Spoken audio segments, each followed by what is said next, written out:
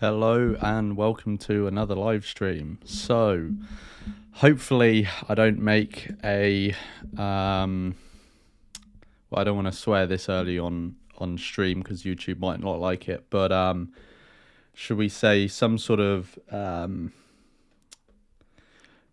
let's hope I'm not displaying some level of idiocy this early in the stream, like last time with the fact that I had just put myself on mute and there were actually no technical difficulties. So yeah, I hope everyone's doing well. Just let me know in the chat if you can hear me or if I am actually being a certified idiot a second time.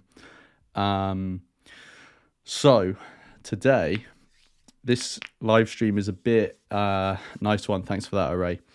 So this live stream is a bit sooner than I thought it was going to be. Well, a bit sooner than I thought the next live stream was going to be. So I've got one scheduled for I think it's like 2 or 3 weeks time. Hey, Brecken as well. Yeah, I've got one scheduled for like in 2 or 3 weeks time where I'll be reacting to different antinatalist content, which I think will be cool. So if you would like to suggest something for me to react to in that live stream, then go to my community tab, and one of the posts in there will have the link to the form that you could submit it in. But anyway, so someone emailed me today, actually, which is why this was scheduled so quickly. Someone, or so last minute, someone messaged me, emailed me today with a video, which is the video we're going to be reacting to today, which you'll see in the thumbnail is, how's it called? I haven't got the thumbnail up in front of me. It's, they want all humans dead and are weirdly reasonable. So someone sent me this video by a couple called Malcolm and Simone Collins.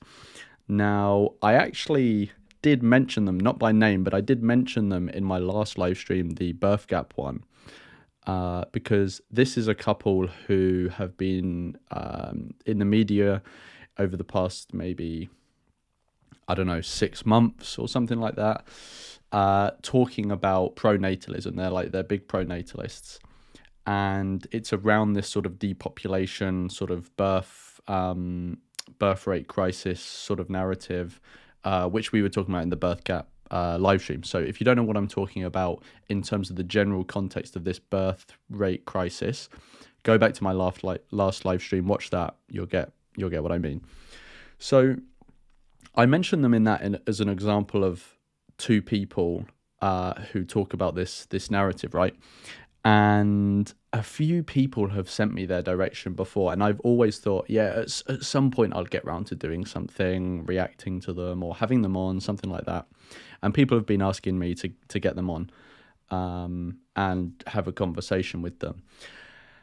And I just never got around to it. I've been quite busy. It's summer, so there's very busy time, busy at work, all this sort of stuff. So I've been organizing stuff, but I just haven't got around to organizing that and trying to, have a conversation with them. Anyway, someone sent me the video that we're going to react to today, earlier today in the morning, and they did a whole video specifically about antinatalism. They're mentioning Benatar and, all of this sort of stuff. So I thought, okay, I can't, I've got to pull my finger out and I've got to, at least do a little reaction to this. And I'm going away on Friday. It's the vegan camp out. So if anyone's going to the vegan camp out, then hopefully I'll see you there. But I'm going away on Friday. I'm busy until then, so I'm not going to be able to make a video. So I thought I'll just do a live stream, because with a live stream, no editing, bam, once it's done, go out. So that's why we're doing this.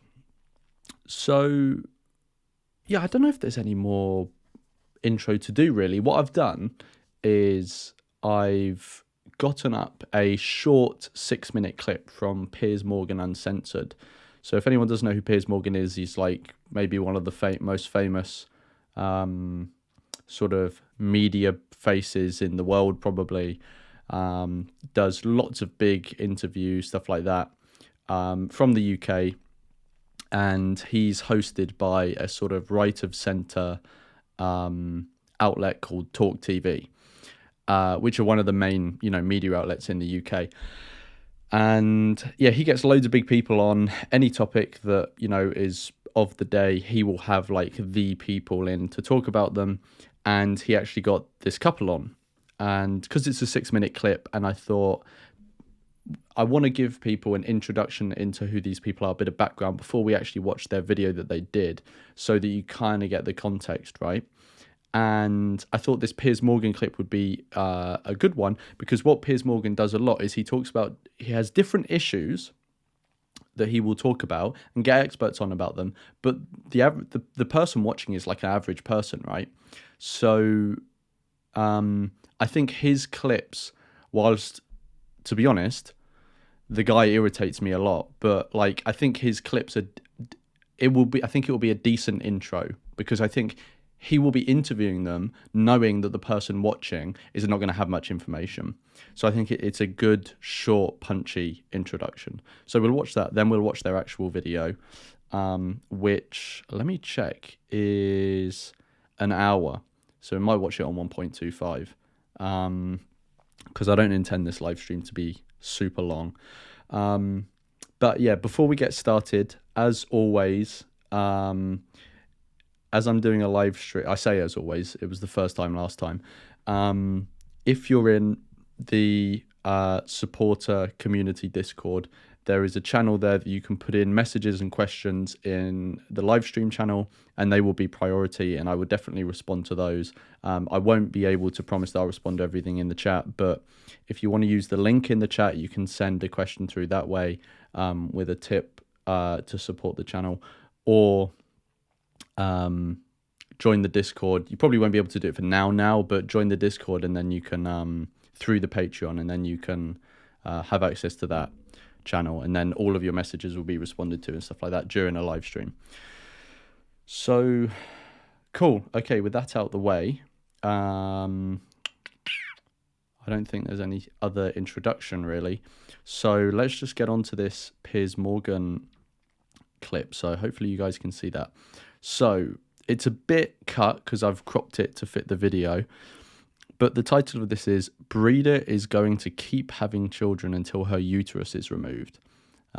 So pretty extreme, right? Even for a pronatalist.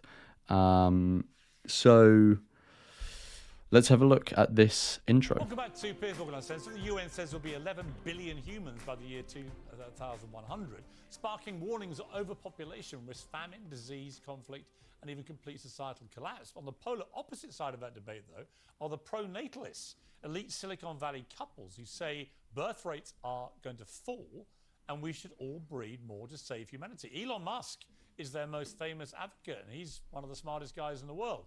The world's richest man, and one of the cleverest, has 10 of his own kids and claims population collapse due to low birth rates is a much bigger risk to civilization than global warming. Meanwhile, down the road in Montecito, that world-renowned expert on everything, Prince Harry. Sorry, someone in the chat, Natasha, is saying about the volume. This is the YouTube is on full volume. I've got it on full volume on the thing I use to stream. So I think you'll just need to put your volume up on your laptop. What I can do is decrease the volume of my voice so that my voice won't be so loud. Please tell me if I become too quiet now, but I've decreased mine, so you can increase the volume. My voice won't be too loud, and then you'll hopefully be able to hear the clip better. But other than that, I can't really do anything. Told Vogue in 2019 that he capped the number of kids he's planning with Meghan to help save the world to 2 maximum, he said. He said, "I've always thought this place is borrowed, and surely being as intelligent as we all are," at which point I'm afraid he lost me. Anyway, let's move on from Harry's quotes, because once he says that, he loses the argument. One couple at the centre of the pronatalist movement and the backlash to it are Simone and Malcolm Collins from Pennsylvania.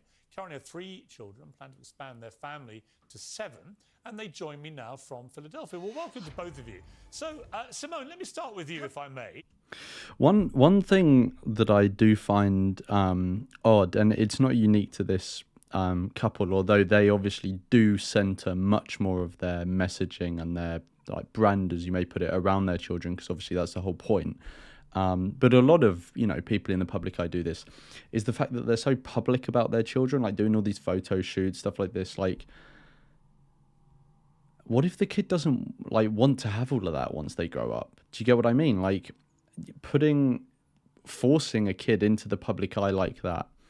I don't know. To me, like if I had a kid, like I adopted someone, I would not be doing that.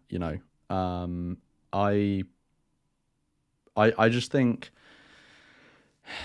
it. I can't see any way that it would positively impact the child as an adult. Because if they're not in the pictures, like the only thing someone I think can really say about the kids being in the pictures being a good thing is that, oh, well, the kids will be famous and have street cred and stuff when they're older. Well, two things. One, no one's going to recognize them from the pictures. They're kids. When they grow up, they're going to look like adults. So they're going to look completely different. So, like, no. And the second thing is, the street cred they're going to get, if they are going to get any street cred, is going to be from who their parents are. And they don't need to have been in the pictures in an unrecognizable way anyway, because they're kids. They don't need to be in the pictures for them to still be their parents. Like, if they're in none of the pictures, their parents will still be their parents when they grow up. Do you get what I mean? So I don't see, and I feel like that a lot of bad could come from it, because, the kid may grow up, not want to have had their baby pictures posted everywhere, have their, their childhood be so public all the time. So yeah, I don't know. To me, it's really weird.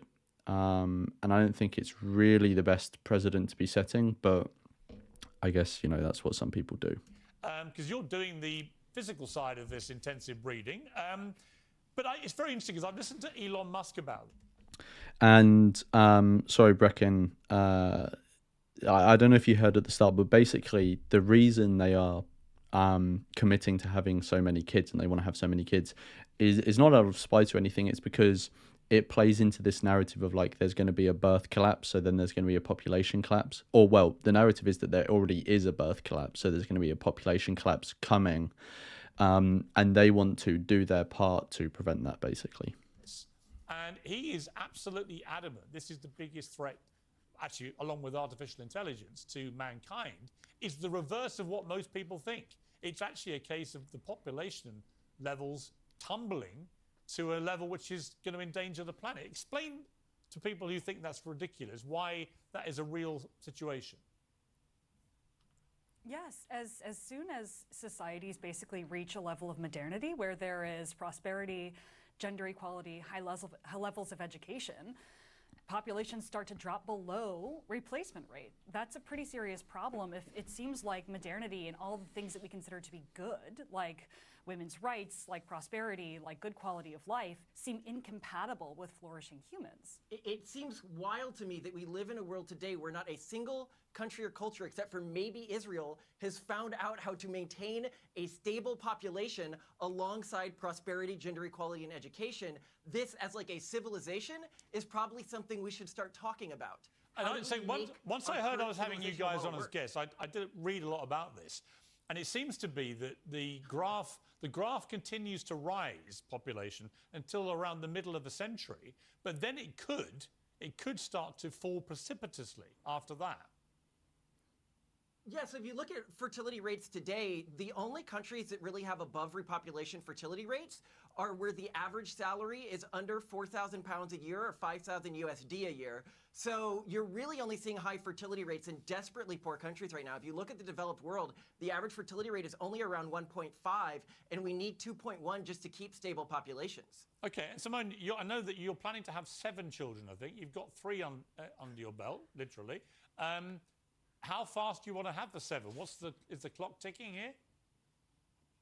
Absolutely, yeah. We need to have them basically as quickly spaced as possible. So we're going in for our next round, essentially, next month. And we're going to have more than 7 if we can, basically, until my uterus is forcibly removed in a botched surgery. I'm going to keep going.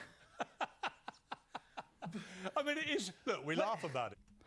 It's so weird as well that, like, I don't know. I mean, maybe, I don't know, maybe they won't find it weird, but like,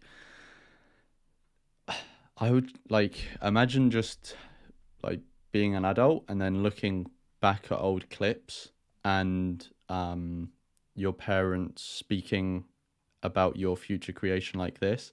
I don't know, maybe like I see it weird because I think the way I do, but I don't know. Surely that must be really fucking weird to look back and your parents be speaking about you like that. I don't know. But there's a very serious point to this, and it's fascinating because the more I've dug into it, after actually Elon Musk said what he said, the more interesting it becomes. And look, it is an argument which is argued vehemently both ways. You know, there are a lot of people who believe the complete opposite, but there are a lot of smart people who think this is a real doomsday thing coming around the corner. Yeah, I mean, I think we need to look at how quickly fertility rates can collapse. When I started caring about this, I was working as a venture capital in Korea, and I had to constantly plan out the future of their economy. At South Korea's current fertility rate, for every 100 South Koreans, there will be 6 great-grandchildren. We're looking at a 94% population collapse. Coming back to places like the US and the UK, it felt like traveling 2 decades back in time, like I was in some sort of sci-fi world, and I got a chance to try to raise the flag before it was too late. Because when you hit a place like Korea, where now 60% of the population is above the age of 40, it's probably too late for them to turn the situation around. And then there's all these economic problems. You can say, well, we can solve this with immigration, but then what you're doing is you're making the developed world reliant, their economies reliant on keeping Africa poor, or the African countries poor, Right. that have these high fertility rates. And that's not a good place to put the world in. And then you talk to the US about this and they go, oh, we can solve this with immigration. But as of 2019, by the UN's own statistics, collectively, South America, Central America, and the Caribbean fell below repopulation rate. So I think people are they're not aware of how far this problem has progressed. No, and it's really the just numbers, a few countries in the world today. Yeah, and the numbers are pretty startling, actually. I mean, Simone, the answer clearly is we have to go back to massive gender inequality, right? No, I mean, the whole reason why we're advocates in this entire space is we really want a future in which there is gender equality, and if we don't take measures now, the future is one with massive gender inequality. Right. Basically, the future of feminism requires on more feminist people having kids and raising them in a durable culture that is feminist. And, Listen, and this is what was so funny. I'm sorry, I've run out of time. I'm actually going to get you guys back another time because this is a really interesting debate. Honestly, I find this really intriguing, and you're a great guest. So thank you very much for joining me now. And we're going to do a bigger debate on this. Cool. I think that's basically it for the Piers Morgan one. So I don't know if he ever actually got them back on. I'm sure he will at some point if he hasn't already. I haven't actually looked if he got them back on again. But we won't watch the second one because I just wanted to show you guys that so as like an introduction as to, you know, who these people are, like why am I like watching their video, responding to them, stuff like that. So that was an introduction as to who they are. Now this is the actual video that someone sent me and I wanted to react to and show you guys. So again, it's a bit cut off, but this one is called They Want All Humans Dead and Are Weirdly Reasonable. So let me read the description. So in this one, so basically I think I haven't watched any of their channel to be honest, but it looks like their channel is, they have like a podcast, and I'm assuming they hit on the subject of population and having kids and pronatalism like very regularly, right? So in this one, Malcolm and Simone steelman the philosophical position of antinatalism and respond to some of its key arguments. So I'm going to bet money, just because I know it always goes down this way, that they are going to misunderstand antinatalism. Maybe I'll be wrong, you know, but like everyone that I've ever seen say, I'm going to steelman antinatalism, completely gets it wrong. So we'll see. They discuss the antinatalist claims that life is mostly suffering, which, I mean, some antinatalists do claim that. It's not an inherent claim in antinatalism, so there's the first one. Humans adapt to suffering. Again, not necessarily an antinatalist claim, that's more an empirical claim. And preventing potential happiness has no downside. Again, I think the way they've worded it is wrong, but I get what they're getting at. So obviously preventing potential happiness is wrong when there's someone to be deprived. I think what they mean is the asymmetry, right? Is that if you don't create someone who would have had a happy life, that's not wrong. Anyway, I'm sure you've been able to read the rest on screen. So let's get stuck into watching this video. And that was a false start. Oh shit. Okay, now. I really get annoyed when people make dumb arguments like pronatalism is racist or pronatalism is anti-environmental. When people make anti-natalism for this argument, I'm like, depending on your priors, it may be true. I've never heard anyone say that they're anti-natalist because pronatalism is racist. I mean, maybe we'd have some common ground there because a lot of people say that anti-natalism is racist, right? So maybe that's something that, you know, if I had a discussion on them with them, we'd be able to connect on that, like both, you know, being called racist because of our beliefs. There's anti-natalists that I respect and was like, the ones who are like, no, I don't think that we should painlessly kill everyone. I generally think that there really is no good logical way to get to that perspective. The ones who bite the bullet on that and say, yes, we should painlessly kill everyone, I'm like, from my cultural perspective, you are super evil and a threat to my family. But logically consistent. And I can respect a person who's logically consistent when it causes them to be shamed by society. That's what we do. That's what this channel's all about. So in a way, I really respect that aspect of the anti-natalist movement. Would you like to know more? Hello, gorgeous. Hello. I am excited for today's talk. So in the world of pronatalism, there are a lot of dumb reasons that people don't agree with it or argue against it. Some examples are, but the environment. Well, if you selectively remove everyone from the population that cares about the environment, that's going to cause much bigger environmental problems down the line. This is particularly pointed when you consider the fact that if humanity doesn't survive, because many environmentalists will be like, we don't need humans anymore. Look at all the damage they've done. And it's, well, if you get rid of humans, if you get rid of humans, there is no other species on this planet that can colonize other planets. And presumably what... Why would we want to do that? Like, I don't think if you go up to an environmentalist and say, like an environmentalist who, you know, wants humans to go extinct, like a vehement type person, like Les Knight or someone like that, and you say, well, no, have you not considered that your position is wrong because then no one will be able to colonize Mars, for example? And I think someone like Les would say, yeah, that's somewhat of the point. It's not the whole point, but that is part of the point. Like, we don't want to be spreading... Well, Les may not say this. He doesn't want to be spreading humans. I would just say we don't want to be spreading sentience to other planets. Like, as far as we know, it's just on this planet at the moment. Let's try keep it that way, because it could get a whole hella wrong if we start spreading it to other planets. That could get really out of control. So yeah, that's an odd one. I've never heard anyone say that before. Like, but otherwise we won't be able to colonize other planets. Like, okay, good. Yeah. Seems like a really bad idea to me. What you're optimizing for is biodiversity, not biostasis, not maintaining the Earth exactly as it was when humans first emerged.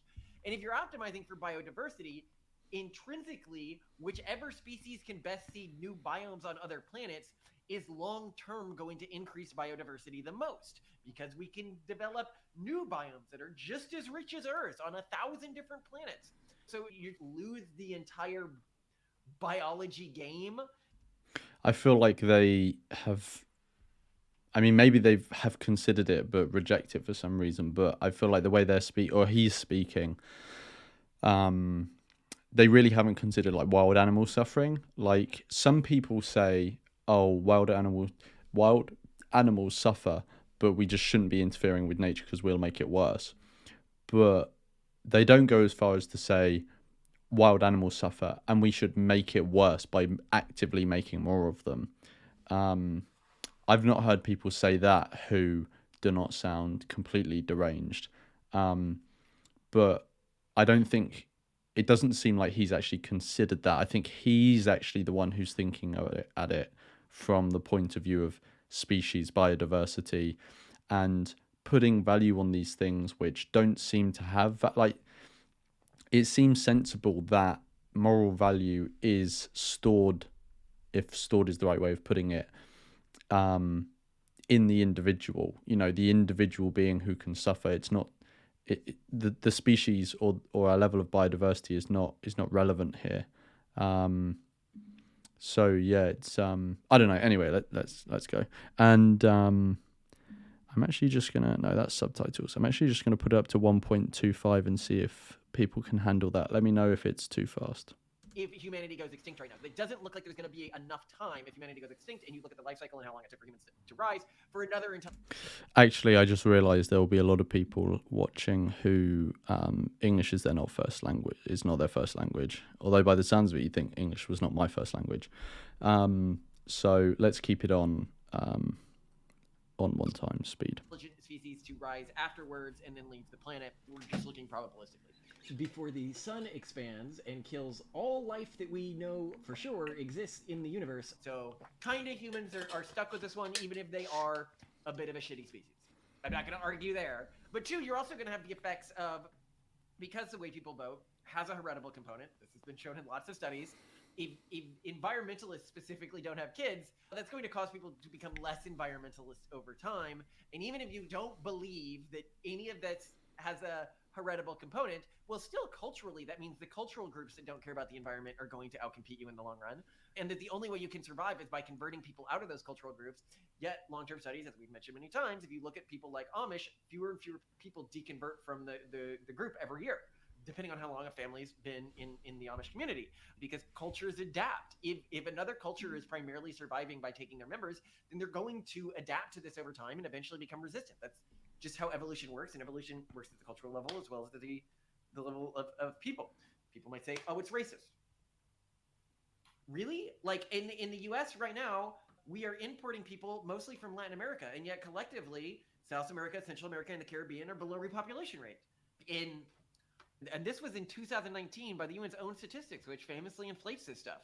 So we're draining from a evaporating pool. This isn't just a white person problem. In fact, it's not even really a white person problem at all. If you look at prosperous countries, the population groups that are most resistant. I'm hoping they're going to get onto actual antinatalism soon, because at the moment they're just kind of talking about environmentalism, which, yeah, we'll see. Hopefully they get onto it soon. To fertility collapse are generally white populations, conservative Christians and conservative Jews. The groups that are most affected by it are generally East Asian and South Asian populations, or Native populations. So small Native groups are really affected by it as well. So like in the US, you're looking like Native American groups and stuff like that. So again, it's more like if white people did nothing about demographic collapse right now, they would almost certainly, quote unquote, win in the long run. As such, if one defines racism as supporting a cause that promotes white interests, then it is actually people who are not raising the flag about pronatalism and population collapse that are taking the racist position, because covering this up at the problem disproportionately benefits white groups. So a third argument against pronatalism is that it involves removing women's reproductive rights, because many anti-abortion groups are also framing themselves as pronatalist. And people see, for example, the reversal of Roe v. Wade and the removal of options to have abortions in many states as a direct affront to that. And because they connect the anti-abortion stance with pronatalism, they're basically like, oh, pronatalism, therefore no more female reproductive rights. And they also start to turn to themes like A Handmaid's Tale and, oh, you're going to force women to have kids, that's the only way, which is super inaccurate. Really, the only thing that you really should be thinking about if you're concerned about a future in which women's rights and reproductive choice are not supported is, oh my gosh, how do we make sure that in the future there are people that exist that support reproductive choice and that support feminism? And if all feminist groups and if all groups that support reproductive choice fail to reproduce and pass on their culture, and you can't really sustainably pass on a culture only by converting people over generations. It just doesn't work, and we can get into that. You are going to end up without those values supported. So basically, the future of feminism, the future of reproductive rights depends on pronatalism, or at least some pronatalism within those groups. more specifically, if it turns out the only way to get people to have kids is to take away their rights, or it turns out that nobody finds out a way to get people to voluntarily want to have kids, well, then the cultural groups that survive are going to be the ones that take away people's rights. Right. And we're already seeing tendencies towards this in some of China's recent policies. So buckle up, because it's going to get worse in a lot of countries that are further along on demographic collapse than we are in the US. To be fair, that could be true. It could be that because obviously governments want people to procreate so that they can have more taxpayers, or just fuel the nation. It could be true that as birth rates decline, you begin to see swings towards authoritarianism. Who knows? I'm not sure. So many things are uncertain, but yeah, if you want to get more into this topic specifically about population collapse, go and look at the last live stream. But the most interesting argument I find when I'm looking at an argument and I'm like, this is actually a sophisticated argument that makes sense depending on the priors you're coming into the conversation with, and depending on your proclivities in your cultural group, that is the David Benatar negative utilitarian argument. Okay, here we go. Nice one. And I also kind of suspect there's a confusion here, because I don't think David Benatar is really making a negative utilitarian argument. But I mean, maybe it is. I don't know. I'm not the most educated person on philosophy, so maybe someone will correct me on that. Well, and what we really respect about it, I would say, is that it is logically consistent. It makes sense. Whereas we had rebuttals to all the other ones with antinatalist arguments that are well made. We're just like, yeah, per your framing, per your values, per what you're optimizing for, you are correct in being antinatalist. We'll get into the structure of the argument. We'll start with the weaker aspects of the argument first, and then get into the stronger aspects. I don't think we're straw manning it because we start with the weakest aspects of the argument, but it's the way it's typically laid out, is starting with the weaker aspects of the argument. So one of the really big points antinatalists start with, or I see starting with, is that life is a net negative. So life is mostly suffering, more suffering than pleasure or neutral experiences. Or at least that negative emotions are felt more acutely than positive emotions. And this is an accurate statement. The strong negative emotions, I feel like having a finger chopped off, there is no positive emotional equivalent to that. In fact, I would say when people are talking about the biggest positive emotions in their life, like the day I gave birth to my child or my wedding, they're not actually flooded with positive emotions on those days. What they actually mean is more like that was a milestone that was important to my self-identity. They're meaningful achievements. Yeah. And so when... Yeah, I think I think they're being relatively level-headed about that point, about how it does seem that the negatives are more negative than the positives are positive. In general, one thing that I don't think, well, so the way that she framed it about life being on average a net negative, the way she framed it is that that's what a lot of antinatalists say. So that may be true. It may be true that a lot of antinatalists do say, but it's not an inherent claim in antinatalism or in the asymmetry. You can be stood there with the two options in front of you of creating someone or not creating someone. And the person you could create could be someone that would, on balance, have more positive... if you're going to cash it out in good and bad experiences, they could have more positive than negative experiences in their life, and somehow that. The asymmetry still... someone who subscribes to the Benatarian asymmetry, the axiological asymmetry, would still not create that person, because they see no value in creating someone just so they will be happy when they didn't exist in the first place to want that. But they do see a harm in the negative side of things. So even though there was no one there in the first place to not want to be harmed, by creating them and inherently then harming them, it doesn't matter how much harm there is, that's still a harm that you've imposed upon them for the good sides that they never existed to want in the first place. So I think she framed it as most antinatalists say this, so that may be true. I don't know if they do, but I don't think it's inherent to the asymmetry.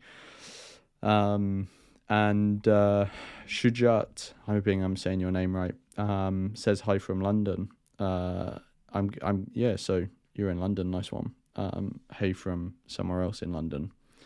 Cool, let's go. One argument that antinatalists make, therefore, because people usually, their rebuttal to that is, oh no, my life is definitely more positive than it is negative. And they may point to things like that. It's, oh yeah, you gave birth and you thought that that was a positive experience. Your pain was at like 9 out of 10. Like, why are you saying that? You're crazy. Yeah, there's no way.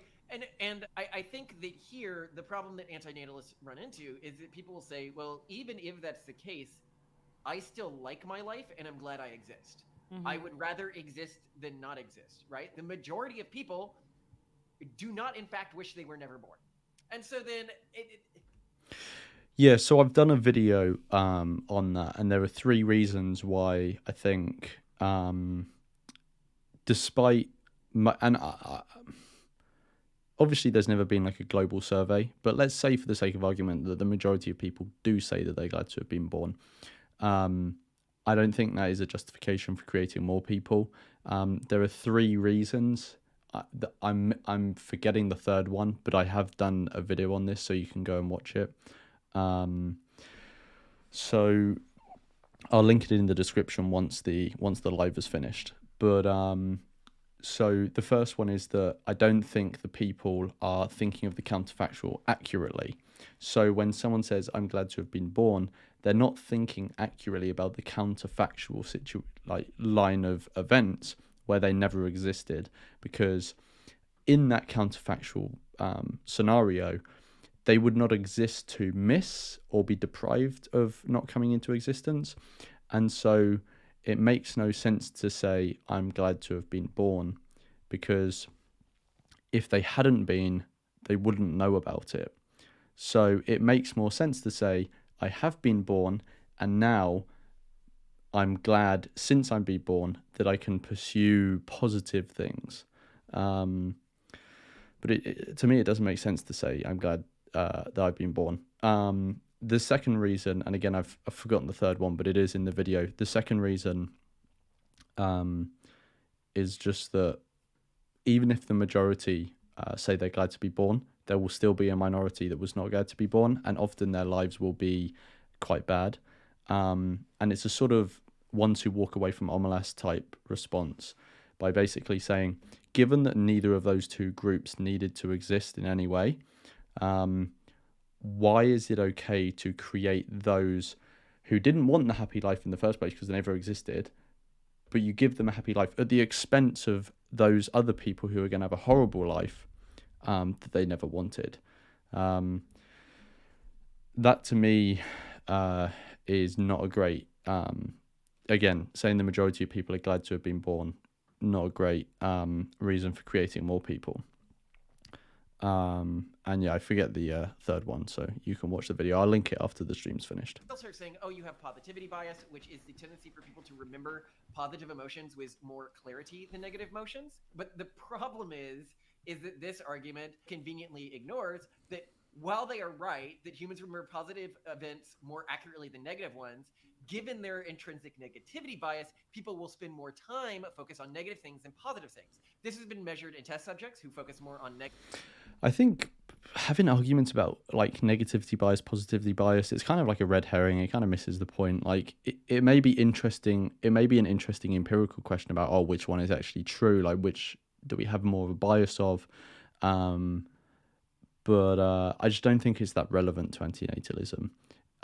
It might be relevant in describing why people do or don't adopt it, but it's not relevant to the actual philosophical points. Pictures when given a choice to choose between 2, and blinking more when given negative words than positive ones, with eye blinks being tied to cognitive processing. So essentially, we process negative stuff more than we process positive stuff. And this has been seen repeatedly in research.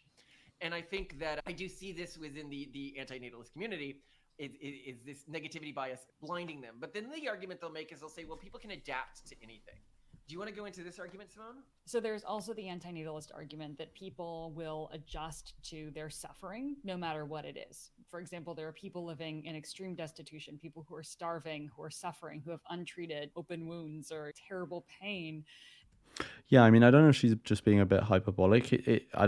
I've never heard an antinatalist say that people will adapt to their, like, habituate to the suffering that is there, like, happening to them on a daily basis to any degree. Like, I think there are some forms of suffering where it it's extremely difficult to habituate to that. But I think the point in general is a valid one. Like, there are many instances where people are in unfortunate situations that you would say it's not okay to put someone in that situation, but the individual in the situation is actually habituated to it, where to them it's not that big of a deal. And they're living their lives, and they're also, if they asked, they would probably say that they would want to continue living. They wouldn't want to not live anymore. They're still happy to stay alive, and that makes humans in general unreliable narrators when it comes to judging whether or not their lives are a net positive experience or a net suffering experience. And so this argument, I love what it's actually saying. It's like me as a person in a developed country, but in a corrupt culture that can't motivate my existence through any means other than pleasure.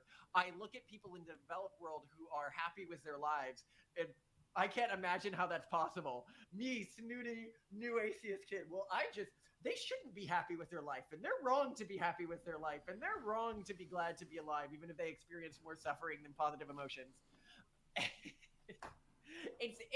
It's wild, and it's wild how gaslighty this whole line of argument is too. It's, you are wrong. You should doubt your own mind as to whether or not you are glad that you exist. What? I don't understand why that's gaslighty. I mean, humans are famously fallible beings, especially when it comes to judgments even of their own life, and past situations they've been in.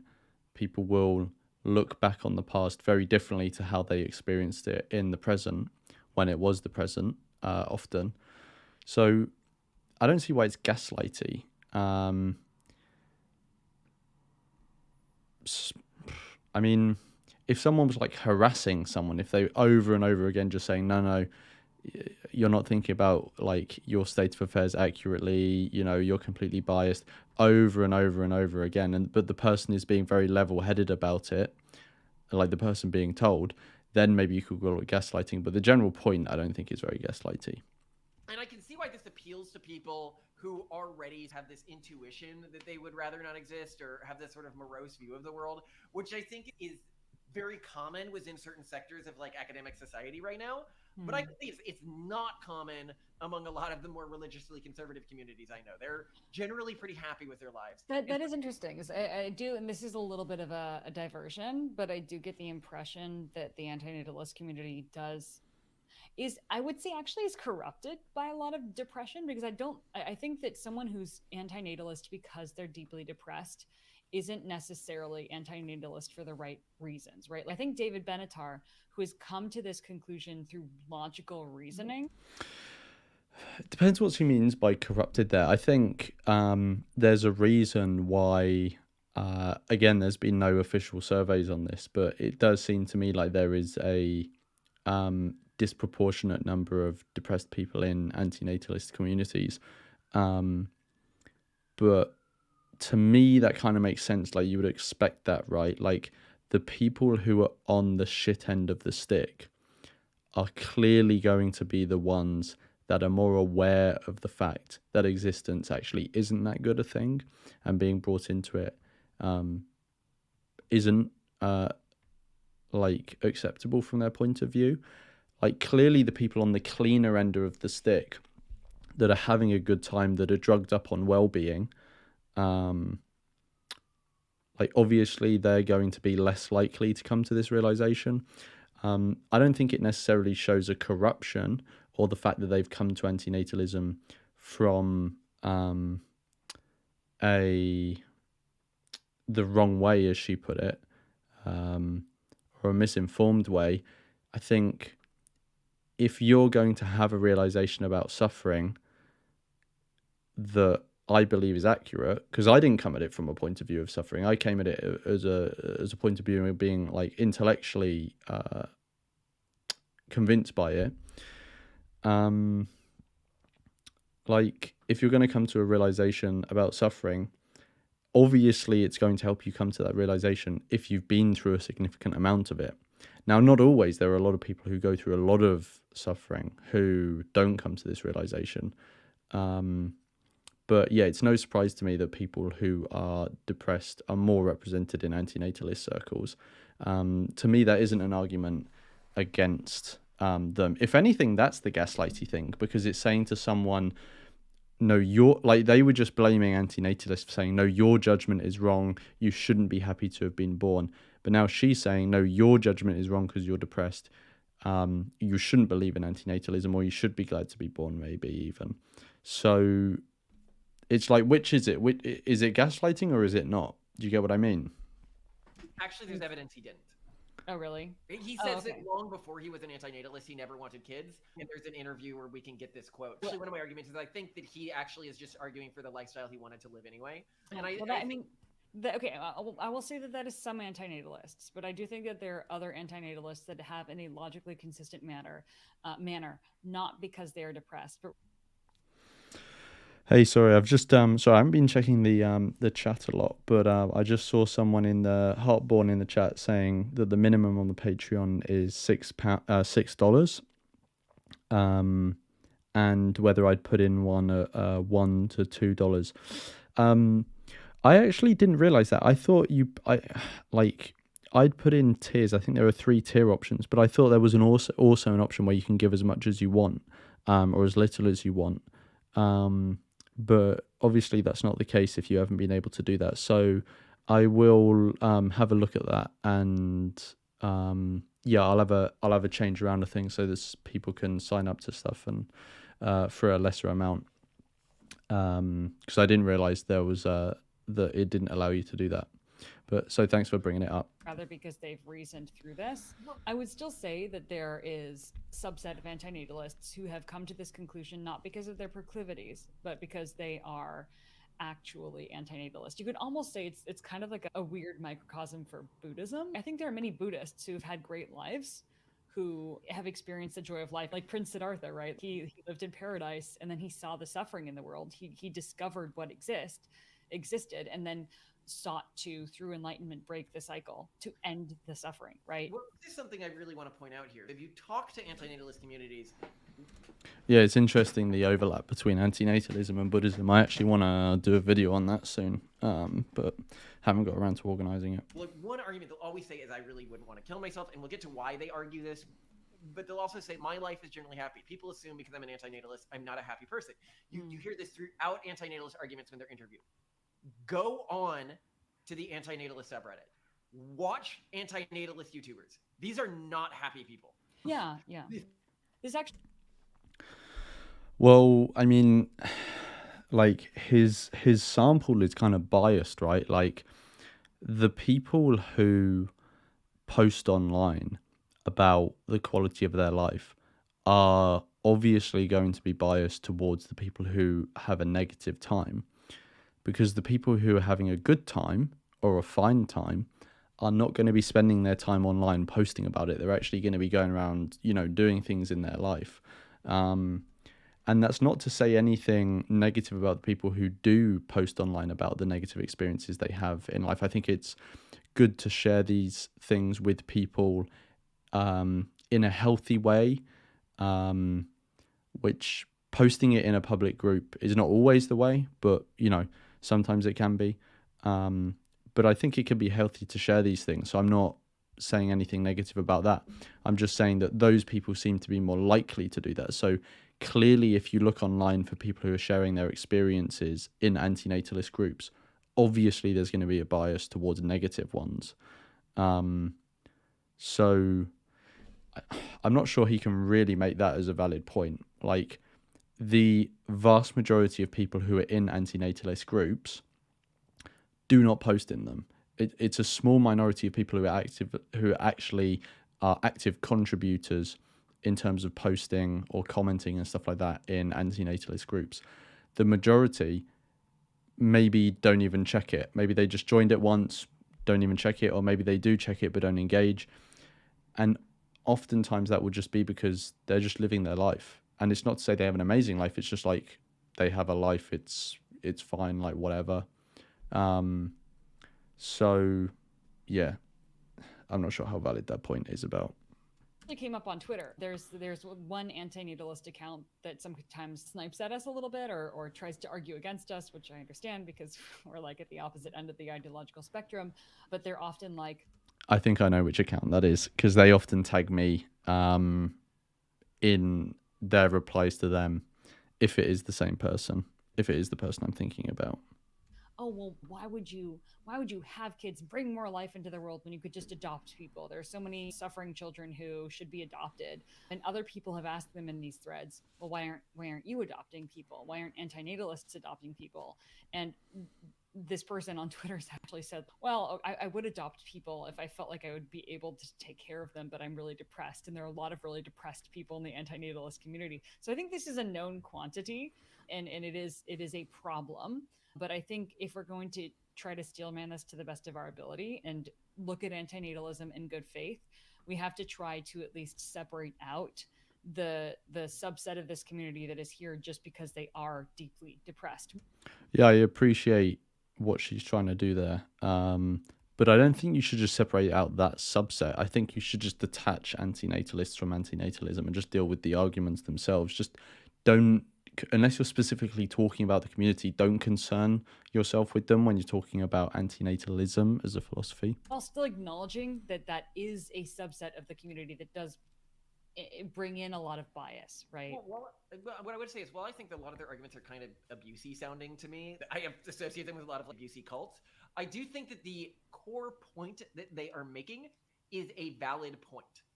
That you experience negative emotions more acutely in your life than positive emotion. That's not the core point, whatever. And if the only reason to live is positive emotions, then without genetically engineering people, that might make sense. Now, here's another place where this argument falls apart that we don't discuss on our exploration of this in the book, is that long term, if you're like, okay, I'm just trying to maximize happiness in the universe, which often they aren't, but let's say that that's what they're trying to do, right? They actually don't believe happiness has any value, and we'll get into why they don't believe that happiness has any value. But okay, well, unless he's wording himself wrong, he's wrong there, but we'll see. They did still agree that it had value. Well, then in the future, humans, there's even some projects like, if you go to eugenics.org, now we are really against eugenics, but the funny thing is what is eugenics.org doing? It's doing a fundamentally anti-natalist thing, which is trying to engineer people to feel fewer negative emotions. Oh, wow. Which you could conceivably do. That's not an antinatalist thing. Antinatalism is not creating people in the first place. It's not trying to tweak around, but he's talking more about transhumanism. And 500, 1,000 years from now, when genetic technology becomes more usable to people, as technology increases, as the ability to know our own nervous system and basically cancel out negative emotions, do I think that we will eventually get to a place as a species where humans will feel essentially no negative emotions that they don't want to? Yeah, I think a fraction of our species will definitely get there. Now, how much of our species wants to opt into that is dependent on many factors. But if your goal is time independent to increase positive emotions, then what you want to do is keep humans around until they can get to this stage where the positive emotions can outweigh the negative emotions. Essentially, human history, and potentially even the history of life, could be seen as a spectrum where earlier in that history, things like suffering were much more common. If you look at humans that lived 1,000 years ago, 2,000 years ago, suffering was much more common for them. And in the future, 1,000 years from now, 2,000 years from now, suffering is going to be much less common, to the point where the average human will essentially feel mostly just positive emotional states, meaning that if you want to ensure that the net balance of emotions across all of time and history is negative, then you need to end the cycle before humans get there. You need to take the antinatalist position. Whereas if you keep the cycle of civilization going and ensure that we have a prosperous, pluralist future civilization where people still have individual agency to choose to engage with this type of technology, you're essentially ensuring that the balance of positive emotions ends in the positive across all of time, with the understanding that you just happen to be one of the people living in a time that has to suffer, so future people don't have to deal with this, as our ancestors did before us, that lived lives of much more suffering than we have. But none of this is really relevant to us, because we just don't think emotions matter that much. No, is a life meaningful? The classic, if you're a brain in a tank and you're just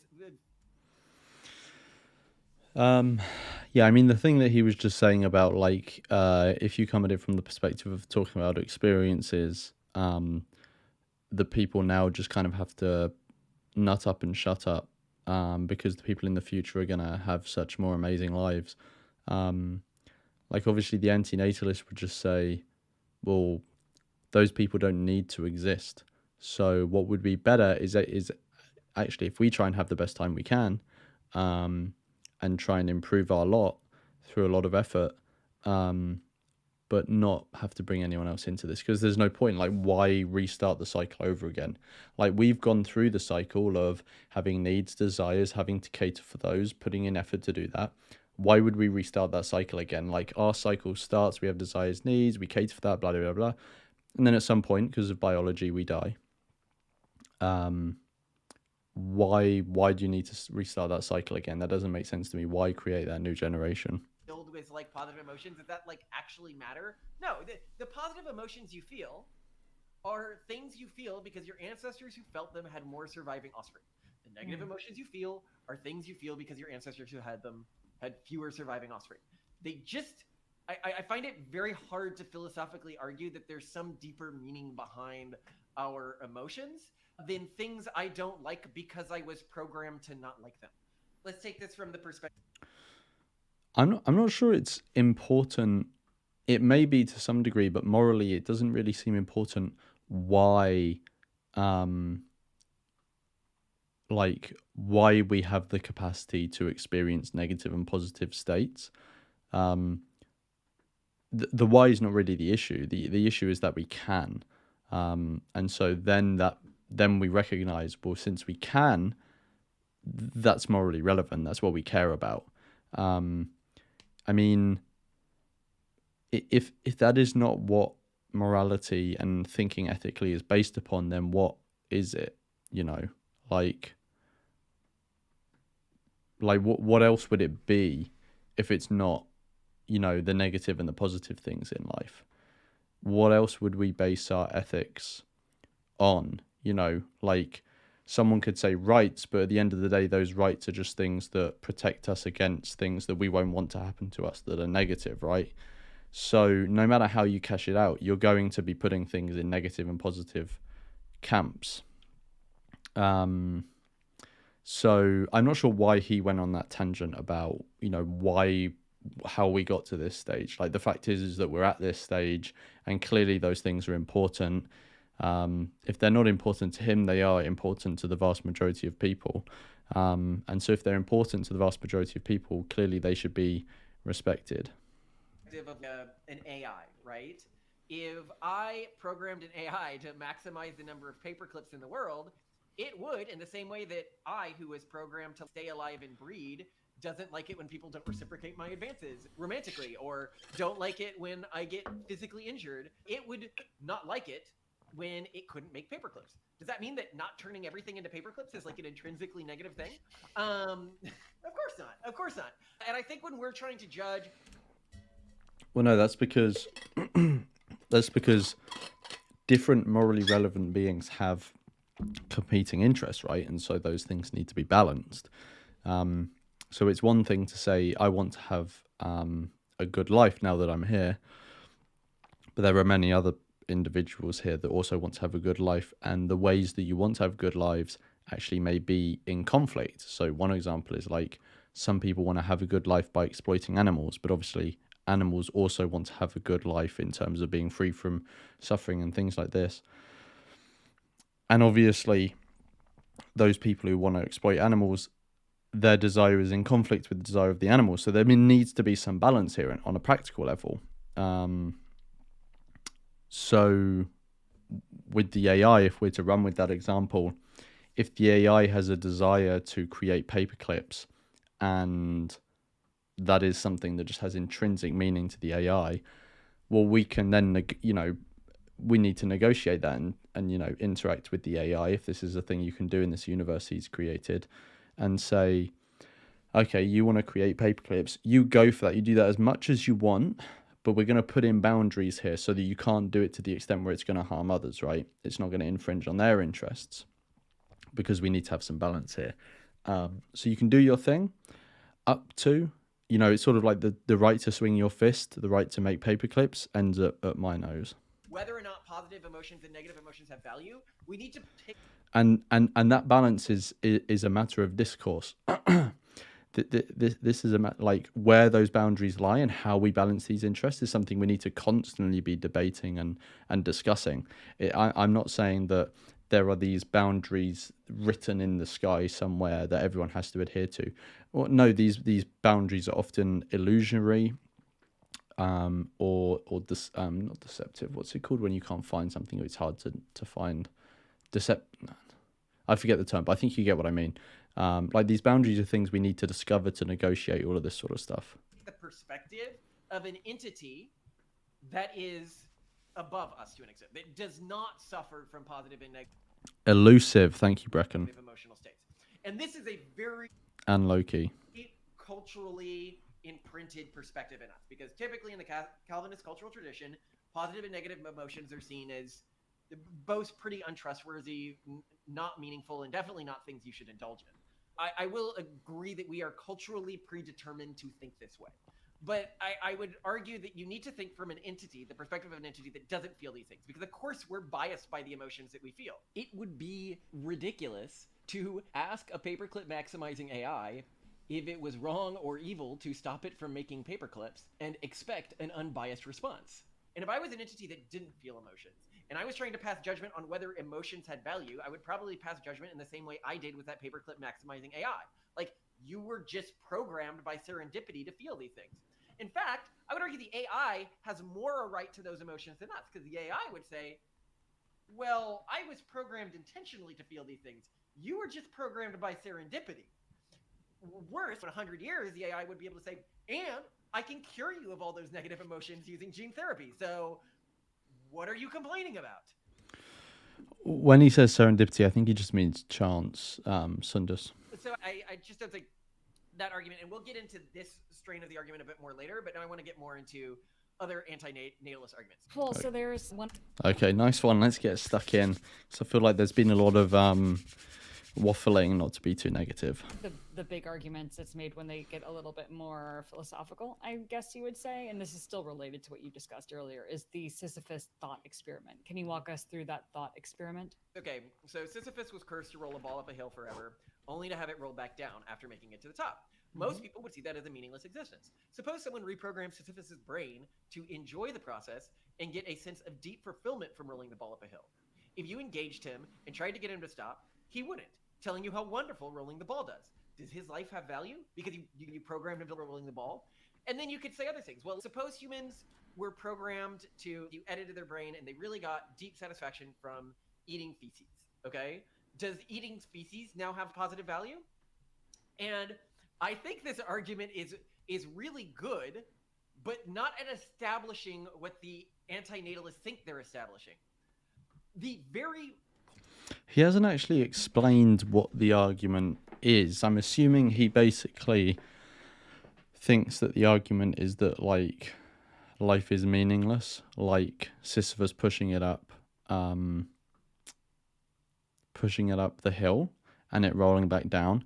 But then I'm not sure why he brought up the whole modified scenario that he finds it meaningful. The point of the Sisyphus thought experiment is that a positive emotional state can be dismissed as a thing of value because it can be induced by a meaningless activity. Mm-hmm. The problem is that exact same argument works for negative emotional states. Mm-hmm. Negative emotional states can be dismissed as a thing of value because they can be caused by a meaningless activity. Like, you could program somebody to, like, they feel pain whenever they're not eating feces. And therefore, does that mean that the pain they feel is a meaningful? My understanding, my understanding of the link between antinatalism and the myth of Sisyphus is that in the myth of Sisyphus, he is condemned, right? So it's a negative thing, to rolling this boulder up a hill which is ultimately meaningless. Like nothing comes from it, and he has to put effort into that. There's an imposition on him. Like the whole point is that he's constantly putting effort into this, right? Ultimately no meaning, no purpose to this. He's not getting anything out of it.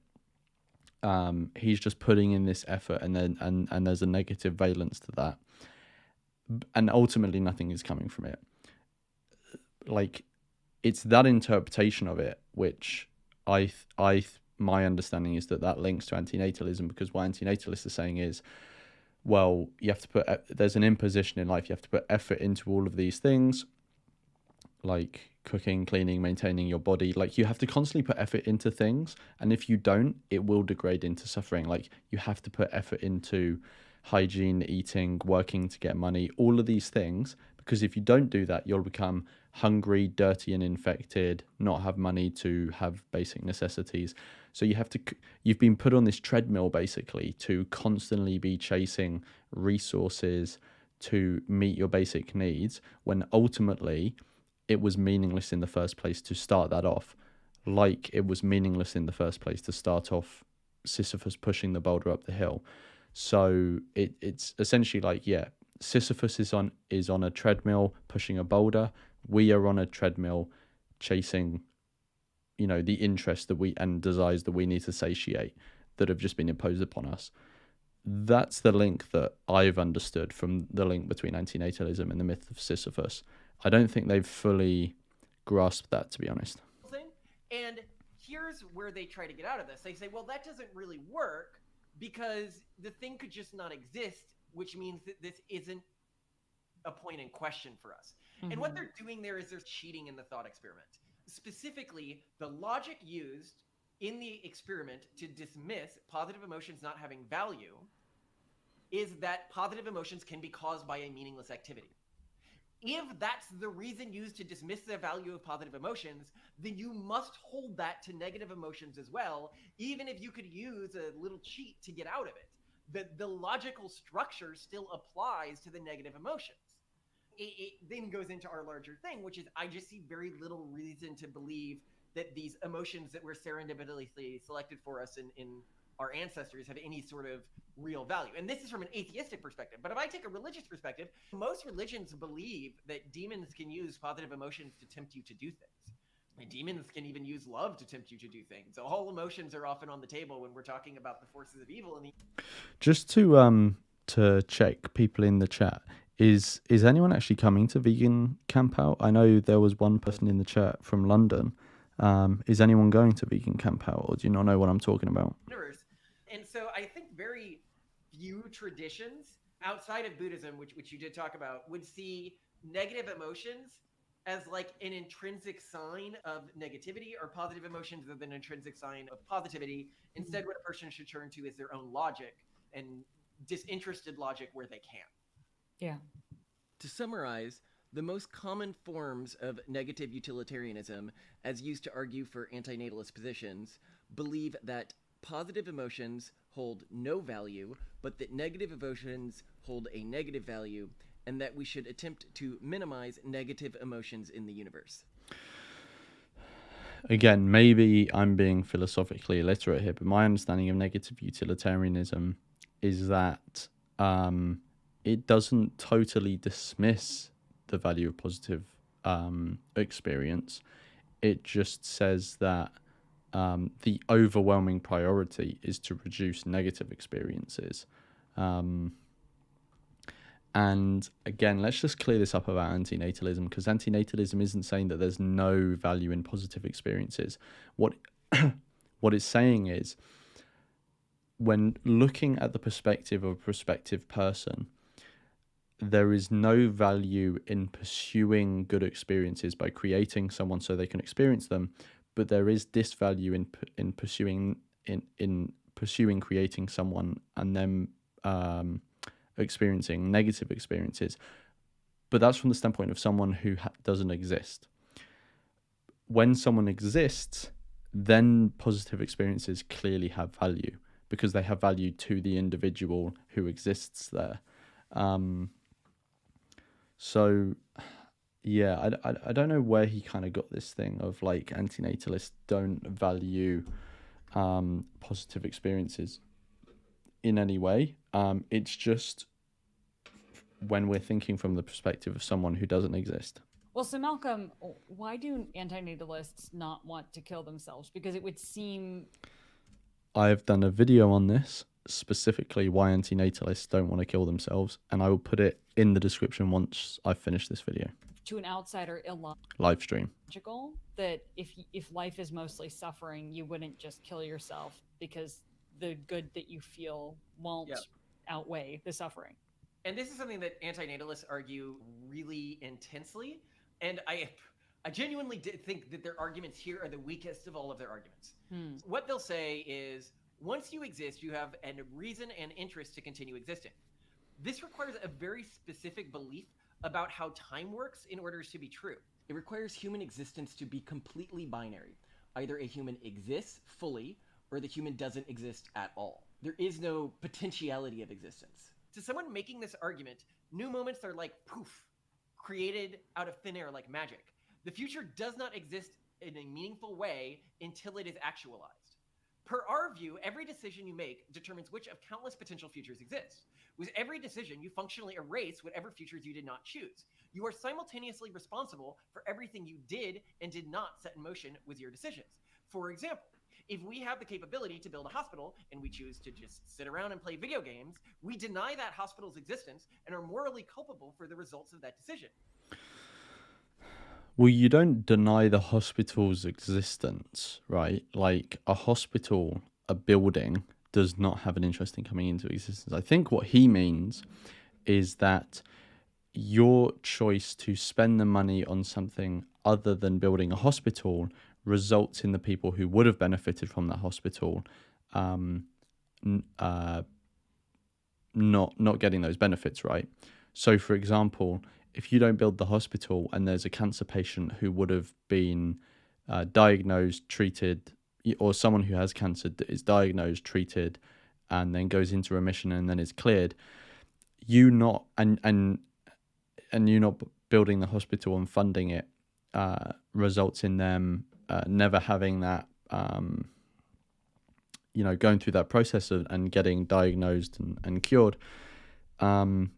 Then a result of your action or non-action is that person is going to be worse off in that,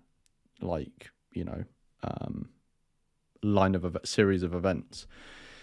So obviously that's worse for that person than the counterfactual situation where you built the hospital.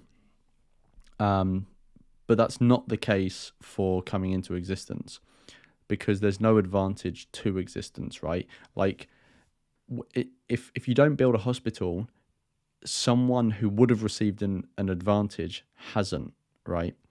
A tangible person who already exists and who wants that advantage, who would tangibly benefit from it. But someone who doesn't exist and you create, they don't benefit from that creation. And when you don't create them, you haven't made them worse off. You haven't deprived them from an advantage. And the reason I would say they don't benefit from coming into existence is actually the little thought experiment, or whatever you call it, that Benatar uses of healthy and sick. So Benatar uses this thought experiment of two characters, healthy and sick, to explain why coming into existence is not a benefit, or has no advantage over never existing. So let's say you have a character sick, right? And sick is prone to bouts of illness, but sick also has this capacity for very quick recovery. So it's bad, obviously, for sick that they get sick, but it's good for sick that they recover quickly. You also have this character healthy, right? Now, healthy doesn't have this capacity for quick recovery, but it's not a disadvantage to healthy because they never get sick, they never get ill, right? So to more clearly tie this to existence and non-existence, if you're in existence, you are the character sick, right? you have bad experiences being sick, and you have good experiences recovering quickly is the analog, right? So clearly, given that you get sick, it's good to have the capacity for quick recovery. Like, given you exist and you could have negative experiences, it's good to have positive experiences instead, right? But the capacity to have positive experience once you exist is no advantage over someone who never existed and never had that capacity, because there was no one to need that capacity. There was no one to desire it. Like with healthy, and healthy is analogous to never existing. Healthy doesn't have that capacity for quick recovery, i.e. doesn't have the capacity for positive experience, but is at no disadvantage because they don't need that capacity, right? They have no desire for that capacity. It wouldn't benefit them in any way. And I think that's quite a neat little way of explaining why coming into existence isn't a benefit, and addresses what they just said. Mountain Accident is saying about the volume again. I've already fiddled around with the volume. I can't put it up any higher on my end. You're just going to have to deal with it on your end. Try and boost the volume your end somehow, because I've put it up as high as it can go. The hospital's moral value does not pop into existence only after the first stone is laid. What's really interesting about this argument that antinatalists use is it mirrors the belief of those who think it is sinful to spill seed, or that life begins at conception. All potential life has value from our cultural perspective.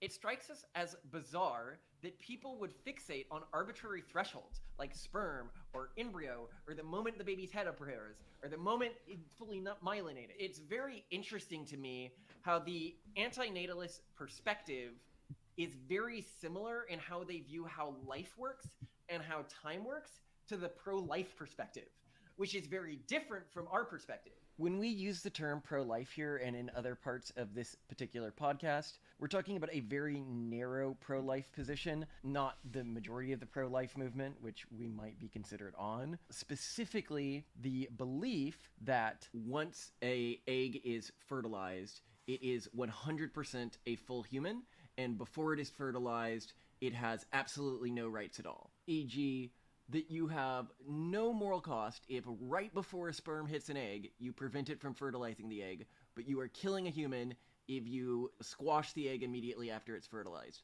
Where to us, those two things would be almost exactly equal moral actions, and almost exactly equally evil, because both actions prevent a human who would have been born had you not intervened from being born. And as to why we hold this perspective, I can use a little thought experiment, right?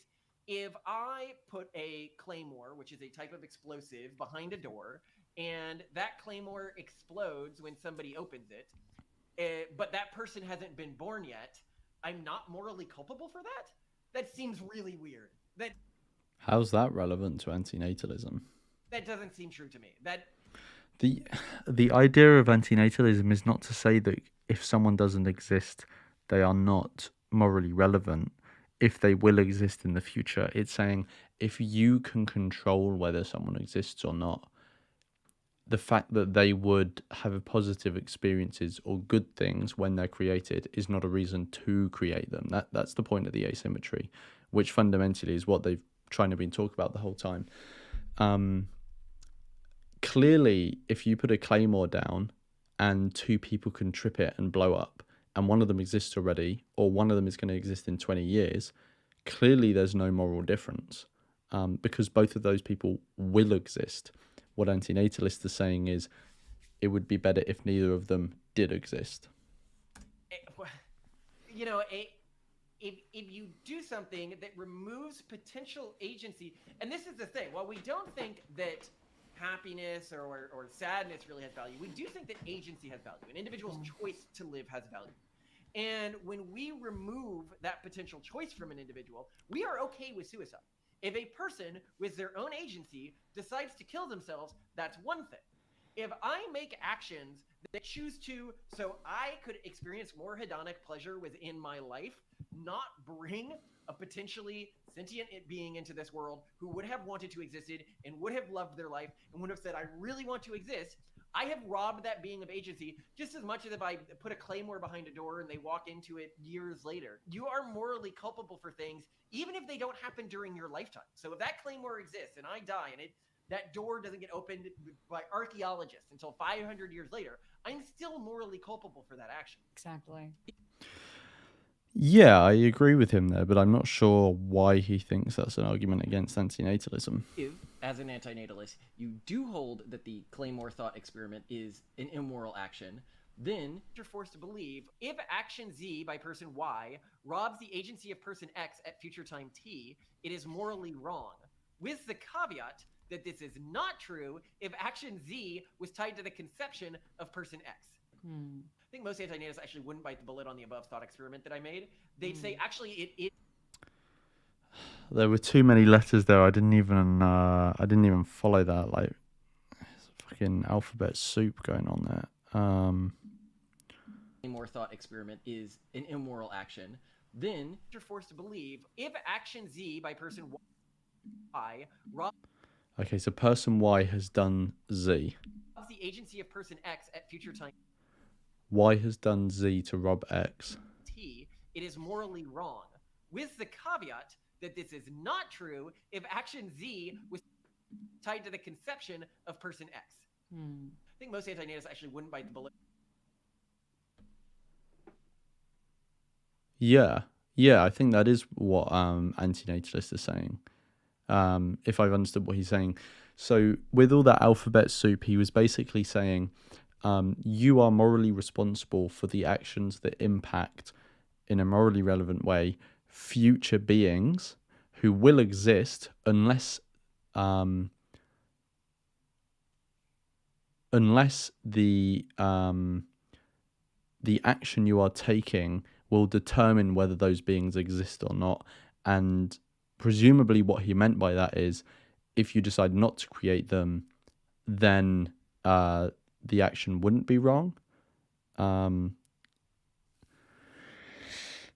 You know what? I'm not actually sure what he was trying to say there. I mean, maybe this is my failing because I wasn't able to keep up with all those fucking letters. But I don't know if any of you kept up with that. But like, my understanding of this is that there are two like types of future beings, like potential ones, like contingent ones, and like non-contingent ones, however you may put it. So, and these beings will change depending on who you are and what situation you're in. So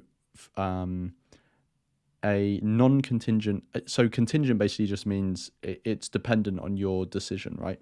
So, and I think we should think about these two types of future beings in different ways morally.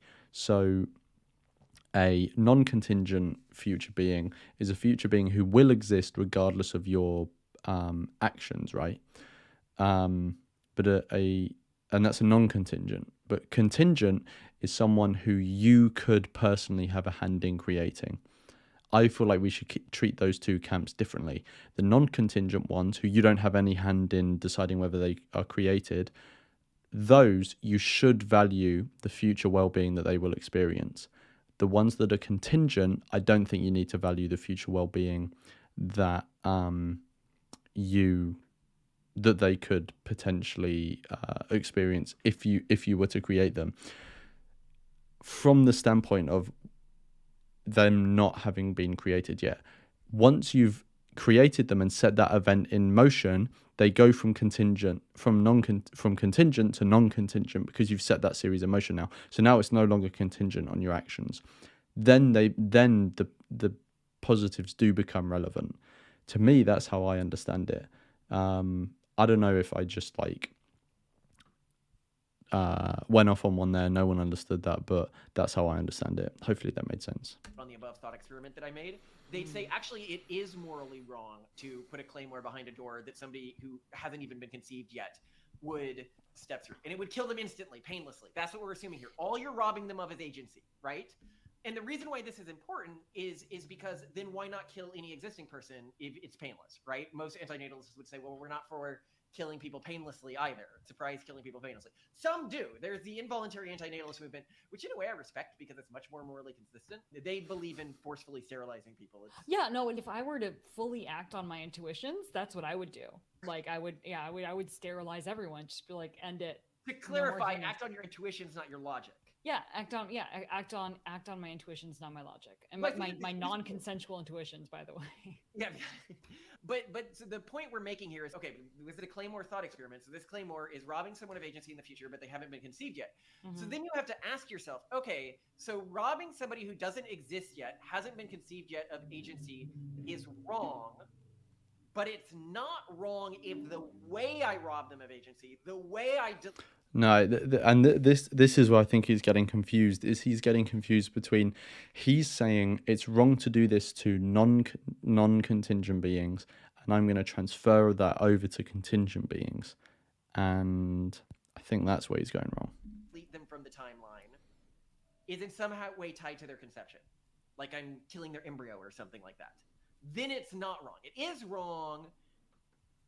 It just seems like too really specific of a moral carve-out, but it may just be that culturally the way that Calvinists see time as predetermined is so ingrained in us that we can't imagine this sort of self-incarnating universe perspective, where I think a lot more of the antinatalist perspective makes true, where in no meaningful way does anything in the future exist. Well, hold on, I think it's actually pretty easy if we steelman this, but a person who is getting blown up by a claymore as an adult versus the idea of a child or an embryo is capable of feeling a great deal more pain and suffering in the moment. In the thought experiment, no pain and suffering. They feel nothing. No one grieves for them. Otherwise, you're cheating in the thought experiment. Okay. Yeah. There's no difference. Okay, so thinking more about this, what they might argue is that the moment an entity is born, now its agency matters. So even if you rob an entity that was born's agency in the future, well, now that's a moral wrong because they had agency rights. So now he's getting a bit closer to the contingent, non-contingent distinction. At that point. But again, here you get into the problem of existence being binary. At what exact moment does an entity get these full agency rights? Yeah, that's an interesting one. I mean, that's like an empirical thing, right? That's something we'd need to research. And maybe there is a definitive answer on that at the moment. I'm not aware of it. Like, when does a being come into existence in a morally relevant way? It would also depend on like how you ground your morals as well, whether you think they have come into existence in a morally relevant way. Yeah, I mean, antinatalism would still apply. It's just like the boundary at which it would apply would change. Well, the boundary wouldn't change, but the positioning of the boundary would change, right? Like, is it the moment of conception? Is it the moment of the sperm and the egg? Is it the moment that they first could have been conceived? But I don't think this is necessarily something that needs to preoccupy antinatalists in any significant way. Like, what we would advocate for is just don't conceive in the first place, right? Like, don't let conception happen. Like, obviously, if conception does happen, then you're in a more sticky situation. Then, you know, especially if you've left it a while, then you get into a tricky situation where it's like, oh, is there a morally relevant being in the picture now? Is there not? Like, how do I respond to that?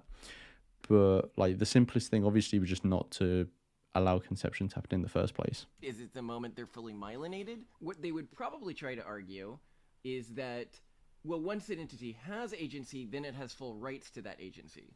The problem, of course, being is that humans don't just have agency out of nowhere. We gradually develop agency over time, and there's potentiality to that agency even beforehand. This argument would essentially mean that the amount of right that we had to live was proportional to how much agency we had in any moment. So, like, killing a baby, a toddler, or a mentally impaired person would be much less morally wrong than killing an adult, which just seems like a monstrous position to hold to me, and very obviously wrong. Another really weird implication of... I don't know why he's talking about all of this stuff. Like, antinatalism isn't about killing people. Like, it's just irrelevant. Holding to this position is that a sleeping person Well, they wouldn't have agency when they're asleep, so you could say there's no moral wrong. I'm not sure why he's fixated on agency. Like, even if an individual doesn't have agency, they're still morally relevant, and antinatalism would still have things to say about them. Like, take, I don't know, take someone who's like paralyzed, right? Or some species of animal, like, they have no agency, like they can't make decisions for themselves, but like they're still morally relevant. Like, the morally relevant thing here is the capacity to suffer, surely. Like, what else are we going to ground it on?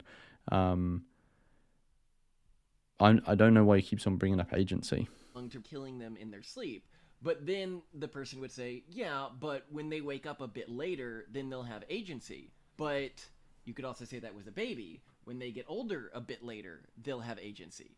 So why does the sleeping person have so much more right to this agency? This entire moral position just feels really wrong, and almost like it's specifically created to allow whatever form of life they're living today to be the type of life maximally deserving of self-determination, and all other forms of life, whether it's a baby or a future person or a mentally disabled person, to have less inherent right to self-determination. On the other hand, if you take the position that... Okay, I am going to put it up to 1.25 because it's getting a bit dark here. And this was an impromptu stream, and I've got work tomorrow. After some threshold, all entities have equal and full access to the right to self-determination. It just seems very, very arbitrary to grant an entity all of these rights out of nowhere. But, of course, there is a workaround to this, which some negative utilitarians buy into, which is just to say that no entity ever has rights to its agency, and that it is never wrong if you can painlessly kill something without hurting others who have formed an attachment to it. So at no point does anything ever get rights to its agency. That seems morally consistent to me. Well, and I think that this is, again, where there's antinatalists that I respect and was like, the ones who are like, no, I don't think that we should painlessly kill everyone. I generally think that there really is no good logical way to get to that perspective. The ones who bite the bullet on that and say, yes, we should painlessly kill everyone, I'm like, from my cultural perspective, you are super evil and a threat to my family. But logically consistent. And I can respect a person who's logically consistent when it comes... What's he talking about? Like, it's just about not creating new life. Like, once new life is once someone exists, they exist. It's a different question. Like, you're in a whole different ballpark. Yeah, people get confused about this all the time, and I don't know. I thought if it seems like they've read Benatar's book. Like, I think they referenced that, right? Like, I don't know how they're getting confused about this. Them to be shamed by society. That's what we do. That's what this channel's all about. So in a way, I really respect that aspect of the antinatalist movement, even if one day they're going to have to go. However, I would argue that the takeaway that they grab from... What does he mean they're going to have to go there? Like, it's a bit sinister. Suffering is a moral negative, but happiness isn't a moral positive. It is my mandate as a sentient entity to reduce suffering in the world. And then they say, okay, we need to painlessly delete all humans. That's probably the wrong takeaway, because if there's even a chance that another species or other life on Earth could eventually evolve into a sentient entity and spread throughout the universe, it would experience infinite more suffering than we could ever have. So what you would really need to do is have kids and raise those kids in your race-suffering cult, go take to the stars and systematically eradicate all other sentient life from the universe, and then you can safely stop your crusade. Because if another species ends up spreading in the universe, just the amount of suffering that they will feel is so much higher than anything tied to the triviality of Earth. It's not worth taking the risks that could happen. So you really don't get to delete the human species until you have surveyed the universe and ensured there is no other sentient life, which you would then go kill. And who knows, maybe there's some negative utilitarian species. I mean, those things, although they're sci-fi, they're valid considerations, but it like, that's a practical matter. Like, I thought he was supposed to be critiquing like Benatar's asymmetry, which is an abstract philosophical matter, right? Like, I mean, it has practical implications, but the practical implication is that existence is a harm. That doesn't actually prescribe like specific behaviors about the far future and stuff like that. It just creates a creates a more accurate picture about the landscape of morality. Out there that explains the Fermi paradox, ensuring that sentient life never spreads. That is, I think, the truly logical outcome of this antinatalist position. Not I wouldn't say it's a logical outcome if you're looking at it just from a philosophical point of view, but if you're looking at antinatalism from a practical point of view, on like talking about it in a normative way, in practical ethics, then I could see why you would get there. And yeah, then that's a discussion you need to have, right? But when we're talking about philosophy, it's different. we need to stop humans from having kids. However, that this hasn't been apparent to any antinatalist group, I think is telling about... It has been apparent to many of them. It's just he's clearly not plugged into them, so he doesn't get involved in these conversations. Like, people have had loads of debates about these. I've spoken about it on my channel like a variety of times. Clearly this guy has just done like a half-assed bit of research and is then making all these sweeping conclusions about stuff. What is really motivating their philosophical position. Antinatalists also use the asymmetry argument, which essentially is that preventing happiness by not creating life has no downside. You're only doing a good thing. Whereas preventing suffering by not creating life is good. So this arbitrarily divides people into existing and not existing, which again is not something that, at least per our framework. Yeah, why is that arbitrary? Dividing non-existence and existing people. Like, it doesn't seem like arbitrary. Like, that seems pretty relevant to many things, right? Reality, this is just not correct. But someone else's framework of understanding reality and time, this could be correct. So let's spend a bit more time on this argument because I actually think it's the best of all of the arguments they make. So it goes like this. In condition A, baby is born. It is bad for someone who does exist to feel suffering. It is good for someone who does exist to feel happiness. That's what they would say about condition A, where baby is born. In condition B, baby is not born. It is good to prevent someone from existing who would have felt suffering. It is not bad to prevent someone from existing who would have felt happiness. And again, this requires a binary existence of humanity for this to work, very similar to the way pro-lifers see humanity. A thought experiment that they may use that may click with people more is the island thought experiment.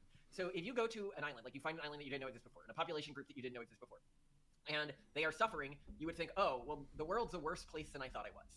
If you go and you find that island, and there's nobody on it, and because there's nobody on it, there's nobody feeling happiness, you don't then think, oh, the world is a less happy place than I assumed it was. But again... I've not actually heard someone use this island analogy before. This assumes that existence is a binary thing. Suppose you found on that island archaeological evidence that a culture had existed there very, very recently. And they were a very happy culture. So happy, in fact, that they didn't believe in negative emotions at all. They just didn't feel negative emotions. And they had actually gone sterile due to a recent nuclear testing on like a nearby island, and they went extinct as a people. So in this thought experiment, because of their unique culture, no negative emotions have been felt as a result of this sterilization event. The sterilization event was without any negative emotions, just a lack of positive emotions. I would view that as a bad thing. I would say that nuclear testing was a bad thing. And what we're seeing here... Why? Who was it bad for? Like, can he point them out? Like, who was it bad for? Like, it wasn't bad for the people who existed on that island then and there, because he said it didn't impact them in any way. It just made them sterile, but they weren't negatively impacted in any way. So it wasn't bad for them. Who was it bad for then? Because they just then died out, but that wasn't bad for them. The only person you can claim that it's bad for is the person who never existed, but they never existed. So why would we care? Like, how can it be bad for them? And how can it be a worse state of affairs? Like, the only way you could say it's a worse state of affairs is that there's no one who's experiencing good stuff there anymore. But there's no one to care about that. There's no one missing it. Like, there's no one who the only reason good things are good is because there's someone who has the desire and interest in experiencing them. If you don't have the desire and interest to experience them, they lose their goodness. Is that there was potentiality to have people on that island in this scenario. In their scenario, they create an island in which there really was no potentiality that people existed on it. In our scenario, we're viewing humanity as a potentiality spectrum, and they become more human the closer they get to realizing their birth. For us, when it comes to a fetus existing or not, if I make a decision that prevents somebody else from creating a baby, right? Even if I make that decision before the sperm and the egg were individually created, I am just as morally culpable from my cultural perspective as I am if I terminate an embryo. Because in both scenarios, I prevented a human being who had agency from coming to exist. Yeah, you made a choice, and in the end, 20 years from now, there's a person or there's not a person. It doesn't depend on when you made the choice. You made the choice, right? Yeah, it feels really weaselly to try to get out of that. Like, I can know that if somebody was like, okay, I'm going to ban IVF, then my kids, like kids who I've interacted with, they don't exist. And this actually matters when it comes to some of our beef with... Yeah, you've interacted with them now because they exist. Like, like, if they never existed, they wouldn't care, right? conservative groups that think life begins at conception because that means that they don't use IVF. It's like he's saying about, you know, his kids, right? Okay, so imagine his kids never existed. Like, just ask yourself, what was the year 1750 like for you? Like 1750. It wasn't anything. It was neither good nor bad. I didn't exist. I didn't care. It's a nonsensical question. Well, your 1750 is their 2023. They don't exist. It's a nonsensical question. It's neither good nor bad. They don't care. They don't exist. Which, for example, if we didn't use IVF, we wouldn't have kids. But even families who can broadly have kids, it would mean that many of them would have fewer kids because IVF increases a person's fertility window. So to us, those cultures are functionally killing kids. If you're having trouble understanding this concept, I can try to explain it in a different way. So from the perspective of somebody who believes life begins at conception, if a mugger came up and shot a woman who had just been inseminated, that mugger has killed 2 people. However, to us, if that mugger came up the day before that woman would have become inseminated and he kills that woman, he has still killed 2 people. And that is because we believe that God can see the future. And therefore, from God's perspective, that woman would have become inseminated had that external event not happened. Now, when we say God, we can mean in a theological context, or in our sense, we would mean like the laws of physics. The laws of physics were going to play out as the laws of physics were going to play out, so that woman was going to become inseminated. This view on time pushes back when moral responsibility for life begins, and in so doing, can make the actions of some other cultural groups, like convincing a woman who was planning to get IVF not to, the moral equivalent of talking somebody into getting an abortion. Now, we take the cultural perspective of it's not our job to police what your culture does with its kids. And I think as soon as you do that, as soon as you assume that your culture is morally superior to other cultures and try to act on those other cultures, you enter the world of potential evil. And I respect the spirit with which they... What does he mean you enter the world of potential evil? Like, every action has potential evil. Like, yes. Like, any action you take, there may be some unintended consequences that are evil. Like... And clearly some cultures are better than others. Like, there are some things, you know, that cause more suffering than others. And it seems like most people are concerned with suffering. They may try and dress it up in something else, but when you make them suffer, they care about it. And so by extension, obviously the suffering of others matters. And there are some cultures that are just, like, worse at nurturing flourishing and better at promoting suffering. And there are some cultures that do the opposite to an extent. So clearly, now I can't discreetly define which cultures are better than others. One, because, you know, maybe it will get me into shit or whatever, so I can't be bothered with it, and it's not necessary for this. But, like, it's clearly, like, it's obvious that some cultures are better than other cultures. Like, it's, if you're trying to avoid saying that, you're just being overly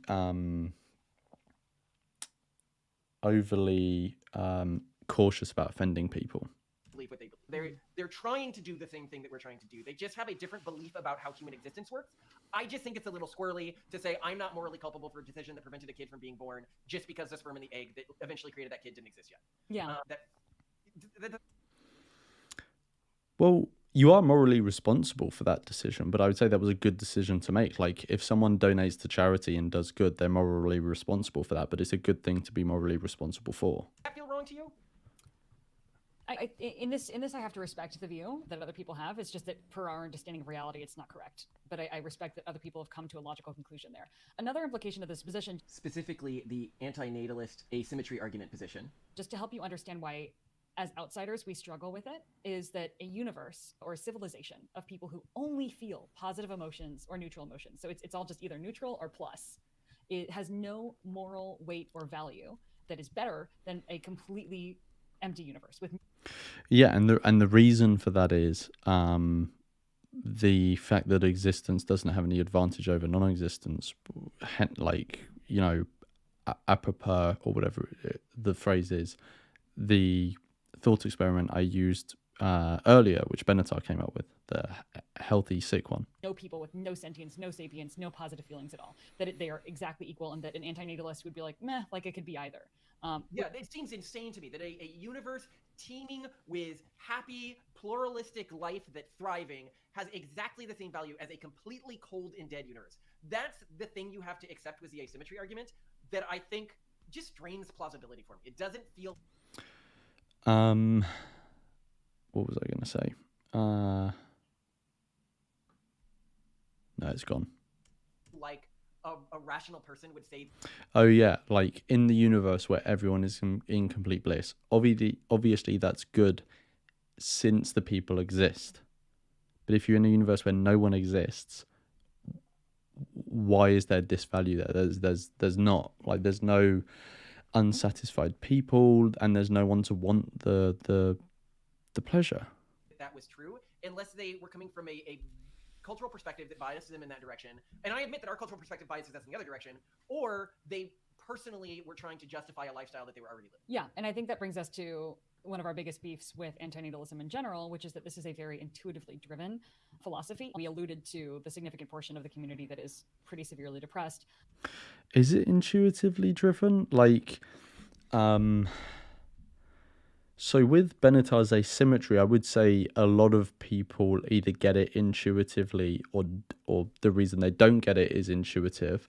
But I would say it goes beyond intuition, because whether you would adopt it or not will have implications for the things that you think are morally acceptable.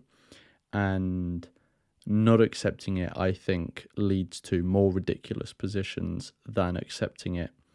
But there are other parts of antinatalism that I don't think are based on intuition at all, like the consent argument, the risk argument, the imposition argument, many other arguments, you know, religious arguments. Not that I'm religious, but none of these seem to be built on intuition. So yeah, I just think it's a case of people, again, not really being fully informed on it, and then, you know, sharing their opinions that aren't particularly informed. But there's also just like some both childhood-based, but I would say also perfectly adult-based intuitions that would lead someone to be antinatalist. And I personally really experienced this after becoming a mother. Like, I cannot emotionally deal with suffering the way that I used to be able to deal with it, or just kind of like write it off and ignore it, especially if a child is suffering, or I know a child has suffered or may suffer or is suffering. I will break into tears. I will not be able to do anything. And now even I'll look at a homeless person on the streets and I'll picture them as a child, and I will start like, oh, yep, okay, I have to start thinking about other things. Yeah, like it is deeply hard for me. And if I get exposed to that too much, and I think about the amount of suffering that takes place in the world, as you can see, this is a deeply intuitive, deep set, like, gut reaction that's happening in me. I have no logical control over this. And this makes me come to a conclusion when I feel this suffering, when I feel this gut reaction, because humans are designed to be empathetic. Yeah, I don't think the fact that empathy and being averse to suffering is intuitive makes it a bad thing. I think it's good that humans are intuitively empathetic and averse to suffering. Otherwise, there would be way more suffering in the world. One of my like, imagine we lived in a universe where humans didn't care that other people suffered. It wouldn't change the fact that suffering is a negative experience. Like, so yeah. Treated throw up your hands, can't deal with this pain I'm feeling right now reactions is, I just wish humans didn't exist. I just wish that none of us existed to feel this suffering. This is too much. I can't deal with this right now. It is that kind of conclusion. And I think that's fine. That is an expected intuitive reaction, but it also isn't driven by logic. And it also, it's not in alignment with my values, with my understanding of the universe. And it's also something like heated and driven in the moment that is not really going to lead to outcomes that I value. Well, yeah. So I think what you're saying here is you can emotionally understand their perspective. Yes. And even emotionally understanding it and understanding why it's appealing, you logically disagree with it. Yeah, I logically disagree with it, because of course when I logically step back and I look at what we value, and I also look at how we understand like humans to function, like there is a reason we feel both pain and pleasure for very clear reasons. Just like AI has signals of, oh, you're doing something right or you're doing something wrong. We have signals that show that we're doing something right or we're doing something wrong. Those signals are key in our survival. And so all these things that we're feeling are just signals that are important in our survival. And I very much that humans exist. I love that sapience is out there in the universe. I think that we're doing amazing things, and we need signals to be able to continue to do amazing things. And maybe someday AI will help us innovate other ways to experience these signals in a way that doesn't cause the same amount of visceral suffering, a meaningless suffering that I find to be incredibly difficult to deal with emotionally. Yeah, it does sound like they're transhumanist then, doesn't it? Because that's exactly what David Pierce says. But we're not even going to get to that point if we extinguish ourselves. There's just so much lost potential, and there's also so much lost potential for what? Like, the only reason you need the potential is because you've got problems to solve, right? Like you were alluding to earlier, right? We have now more than ever within our grasp the ability to shape and create a future of humanity that does not experience meaningless suffering. We can do that. And there could be billions more humans across the universe in however many hundreds or thousands of entities years that are different from humans, superior to humans, that also feel like orders of magnitude more pleasure than we feel now. So if we want to be utility accountants, and you and I aren't, by the way, we wouldn't want this. I'm just saying from their perspective. Yeah, from their perspective, like and we don't like the idea that you don't get any points for like positivity, but you could have the ratio of net positivity of humans experiencing pleasure and elation and curiosity and exploration and all these things versus suffering that has happened throughout all of human history by all the human population that is extant today until we resolve this problem.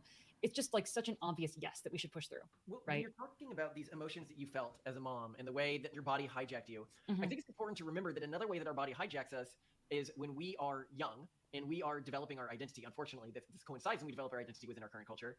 Our body is telling us to not have kids. It's telling us that kids are gross, especially the kids who we're going to interact with, which are the kids of other people. Biologically, when you are young, when you are developing your identity, most people think that they are not kid people because they work that into their identity during their teenage years, during their college years.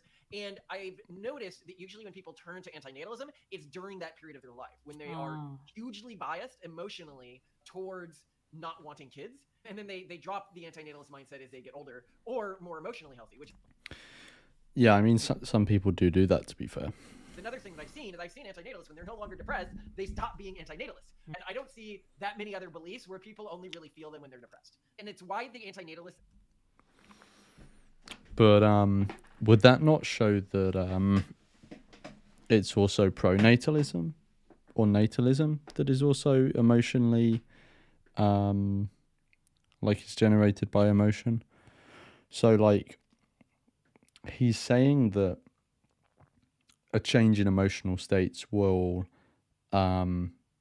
impact whether you adopt antinatalism or not, which is true in some cases. It's unfortunate that some people do have these emotional changes, and then it means that they their intellectual, although it turns out not so intellectual beliefs change with them.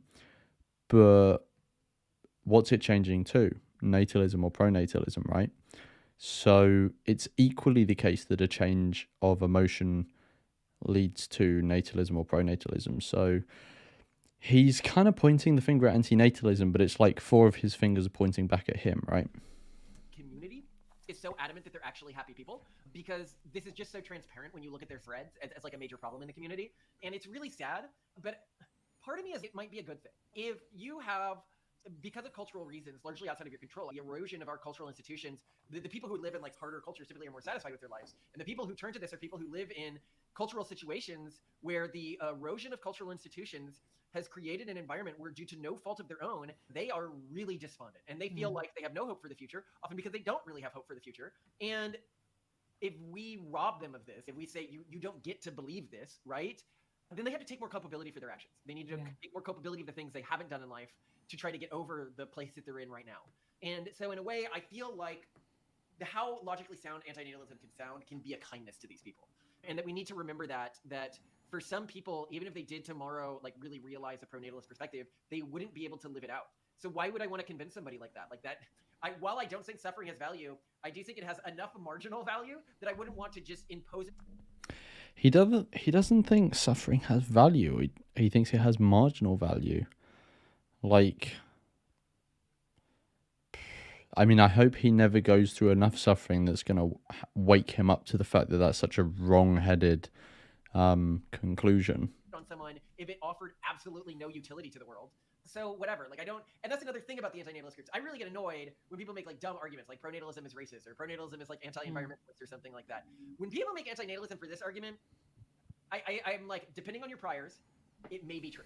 This may be, so if you take on the position that future humans don't matter at all, no human that could exist in the future matters, Right. only current humans matter, Right. which is weird. I don't understand how like logically that works, but That's not the argument, but whatever. okay, you've taken this position and you believe that the goal of life should be to create a net positive emotional output, which I think, because that's what we're programmed to believe, basically, as humans, it's something that most people start their philosophical lives believing in middle school, and a lot of people grow out of that, but a lot of people don't. Grow out might be the wrong word. I think that there is reason to believe that's true, but even if you believe that's true, you have to believe that humans won't advance in the future, or that humans won't be able to control this more. I don't know. And even if you're No, but I think it is logically consistent, like you say, to have a moral framework that only values what's happening now. Like that, I don't think that's, if that's what you choose, that's what you choose. Well, I mean, I think that is a dumb moral framework. I mean, why would someone only value what is happening now? It doesn't seem that time is really a relevant factor here, right? Like, if you smash a bottle on the floor and someone instantly steps on it, that's no better or worse than someone stepping on it in 5 minutes or a year or 5 years or 10 years. Like, if you smash glass, you should clean it up. Time doesn't really seem to be a morally relevant factor, right?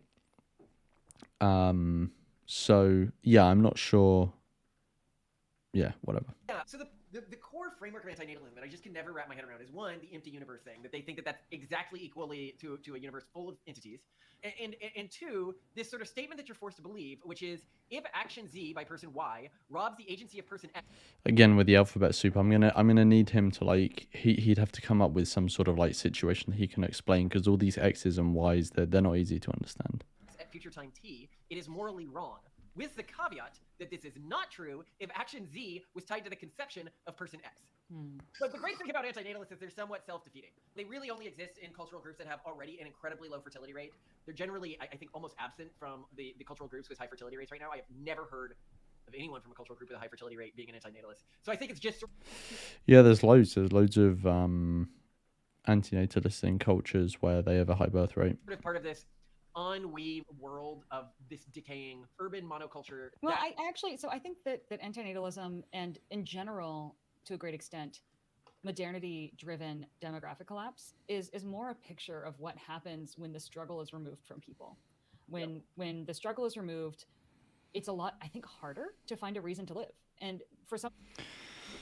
No, this is not the case. Like, there are loads of people who have struggle in their lives that are antinatalist, and there are people who don't. It depends what you mean by struggle, but there are people who don't have struggle in their life. Oh, it's not focusing on me because it's gone so dark.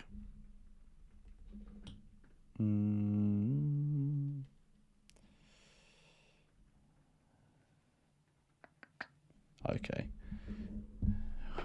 I'm not going to get up and turn the light on and stuff because I'm going to finish soon anyway, but yeah, it's not the case. Sorry, I got distracted. I don't know what I was talking about. People, a reason to live, it goes all the way to antinatalism and deep depression. For other people, a reason to live is like a reason to have kids, a hope for the future, excitement for the future. At one point on Twitter, someone was like, oh, let's stop calling them developed countries. Let's call them developing countries always. You should never give up on, okay, we've made it. Like, there's nothing else to do. There's nowhere else to go. There's no threat to overcome. There's no challenge. I think it really does come down to ennui. And I think that's a bigger problem because you don't go. We've both traveled, right, to places where poverty is a lot higher, and we both hung out with people who have come from much more deprived backgrounds, who do not have anywhere close to the privileges of your average American, and even like your impoverished average American, right? Antinatalism is not even there. What are you talking about? These people did not go traveling around like asking people about antinatalism, right? Like, I highly doubt this was a topic of conversation they were bringing up when they were there. And the people that, and these places tend to be more conservative places. So clearly an antinatalist is not going to out themselves. And also, they're probably in a country that English is not the main language. So unless these two people speak all the native languages, they're not necessarily going to be having a conversation with people in English about antinatalism, right? So they went on a holiday, and now they can make the conclusion that antinatalists aren't there. Like, okay, whatever. Yeah, it's baffling. Oh, no. But among our wealthy friends, antinatalism is actually a pretty It's pervasive. Yeah. So I'm just saying that more broadly, I think this is a picture of a. I doubt it is pervasive amongst their wealthy friends. Like, it depends what they mean by antinatalism. Like, are they talking about the actual philosophical position, or are they just talking about people who don't want to have kids? Society that it doesn't sound right to say this, but that does not have enough hardship. And that hardship in some ways makes it more obvious to people. Well, I think in cultures that embrace hardship, they know that suffering isn't an intrinsic negative. They see how it improves them. The culture's relation to suffering, I think, is really tied to how much it finds the ideas of antinatalism tantalizing. Suffering is the emotion that motivates you to improve yourself. Contentment, that's the ultimate evil emotion. That's the emotion that encourages stasis.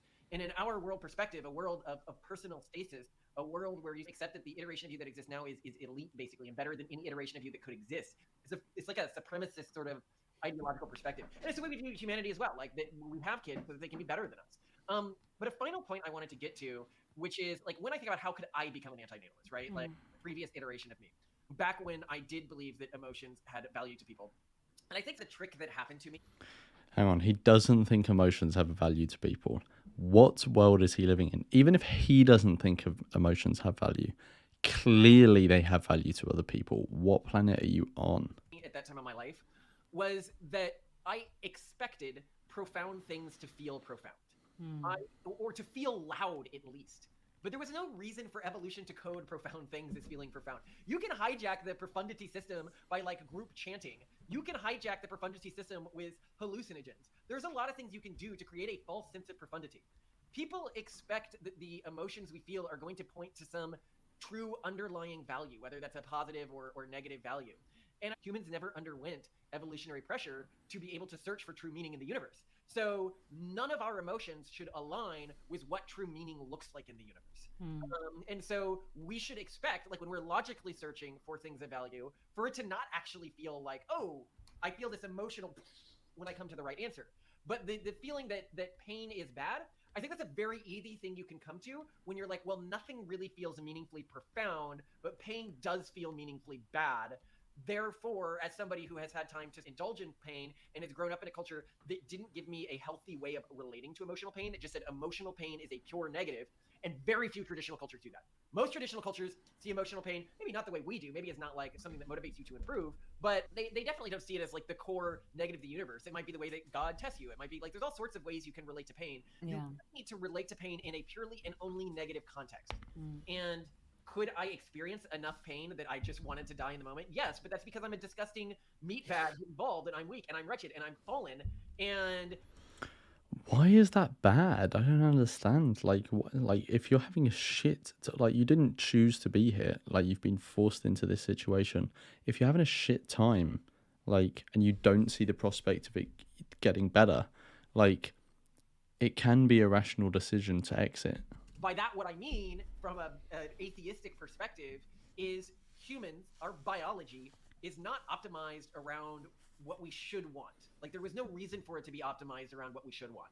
So I am going to succumb to that just as much as anyone else. Like, I drink beer. I know that provides me with no real long-term positive, but I do it because I am wretched and fallen, and that's part of being human, is understanding these flaws in who we are, like that we feel pain for things that are pointless, and understanding that that's just part of the human condition, but that we can work through that potentially.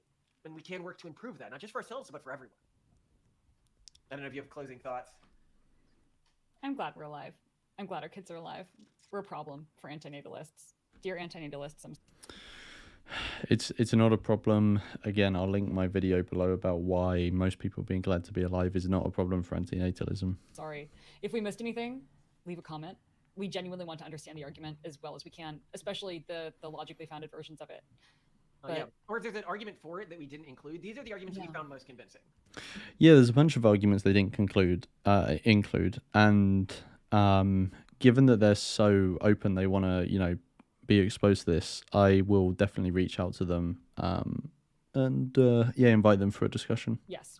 And again, I think it's one of those things where I can't say they're wrong. It's just a nature of perspective. In the same way that I would not say that people who believe that life begins at the conception or at the level of a sperm are wrong. I just have a different perspective than them, but I don't think their perspective is like intrinsically evil, even though it leads to evil actions from my cultural perspectives, which is killing babies, or from their perspective, preventing babies who otherwise would have existed had different choices been made than the choices that their culture condones for them. But I'm okay with that. I'm okay with living in a multicultural ecosystem so long as people don't mess with my culture. As soon as we think that, well, okay, we have right to your body, your culture, that's where I'm like, okay, now those are fighting words. Yeah, absolutely. Well, we will go celebrate our pronatalism by picking up our kids now and giving them big hugs and hoping the best for them. And I'm looking forward to that a lot. Yeah, I mean, obviously, kids should be given big hugs and wish the best for them and stuff. Like, now that they are here, they should be given the best shot possible. And that is the responsibility of the parents to facilitate. The point is, with antinatalists, is obviously, like, it would have just been better if they'd not been created in the first place. I can't imagine that would be a better world. Knowing them and having met them, what antinatalism means is if I had adopted that mindset when I was younger, they wouldn't have been given the choice to continue existing. Oh my God. What's he talking about? Like, the choice to continue existing? Like, there's a difference between continue existing and starting to exist, right? Like, there would be no them to choose to continue to exist or not, right? They wouldn't exist. Just imagining the way they don't run, they bounce. The sparkles in their eyes. Yeah, I know that they want to exist. If they don't want to exist, killing themselves is always a choice. Our culture does not have a real negative opinion of suicide. But that's such a disgusting thing to say about your children offhand. When especially when that they may see this, like, just to say, oh, I've created you, like, you're happy at the moment, but if you get sad, just kill yourself. Like, where's the empathy for your own offspring? It is not a choice to use the fact that you want to commit suicide to rob the agency of another potential person who could have been born in your place, who would have loved their life. At the end of the day, this is a choice you have to make for yourself and not for other people, because when you rob other people of agency, that's the truest of all evils. And that's, I guess that kind of sums it up. Is we think you have every right to end your life per our moral framework, but you should never rob that of someone else. In the end, so much of what we come down to is sovereignty, personal sovereignty, and freedom of choice, and that is up to each person to decide what to do with themselves. In each culture, I think it gets trickier when you're talking about kids, but I think the only real safe way, like intergenerationally, to assure that groups don't come to believe that other groups are like intrinsically worse than them and that they have carte blanche to do whatever they want, because that's what happened with the residential school program in Canada. They said, well, these natives don't know how to raise their kids correctly, the European way, the modern way, so we're going to take their kids from them and erase their culture because we're better. And they genuinely believe that. They genuinely believe they were helping people. And when you begin to believe that your culture is naturally superior to other because of things they're doing to their kids or whatever, then it can lead to really, really evil action really, really quickly, and it can feel really, really good and righteous in the moment. Yeah. I try to learn from history what not to do, and one of the things is passing judgment on other cultures or other groups, especially when they have belief systems that I see as logically consistent. Yeah. Well, okay. Heavy conversation, but good. Come give me a hug. Let's get our kids. I love you, Malcolm. Okay, cool. Bit of a cringy ending there, but cool. I am in the dark now. So, I don't know what you guys thought about that.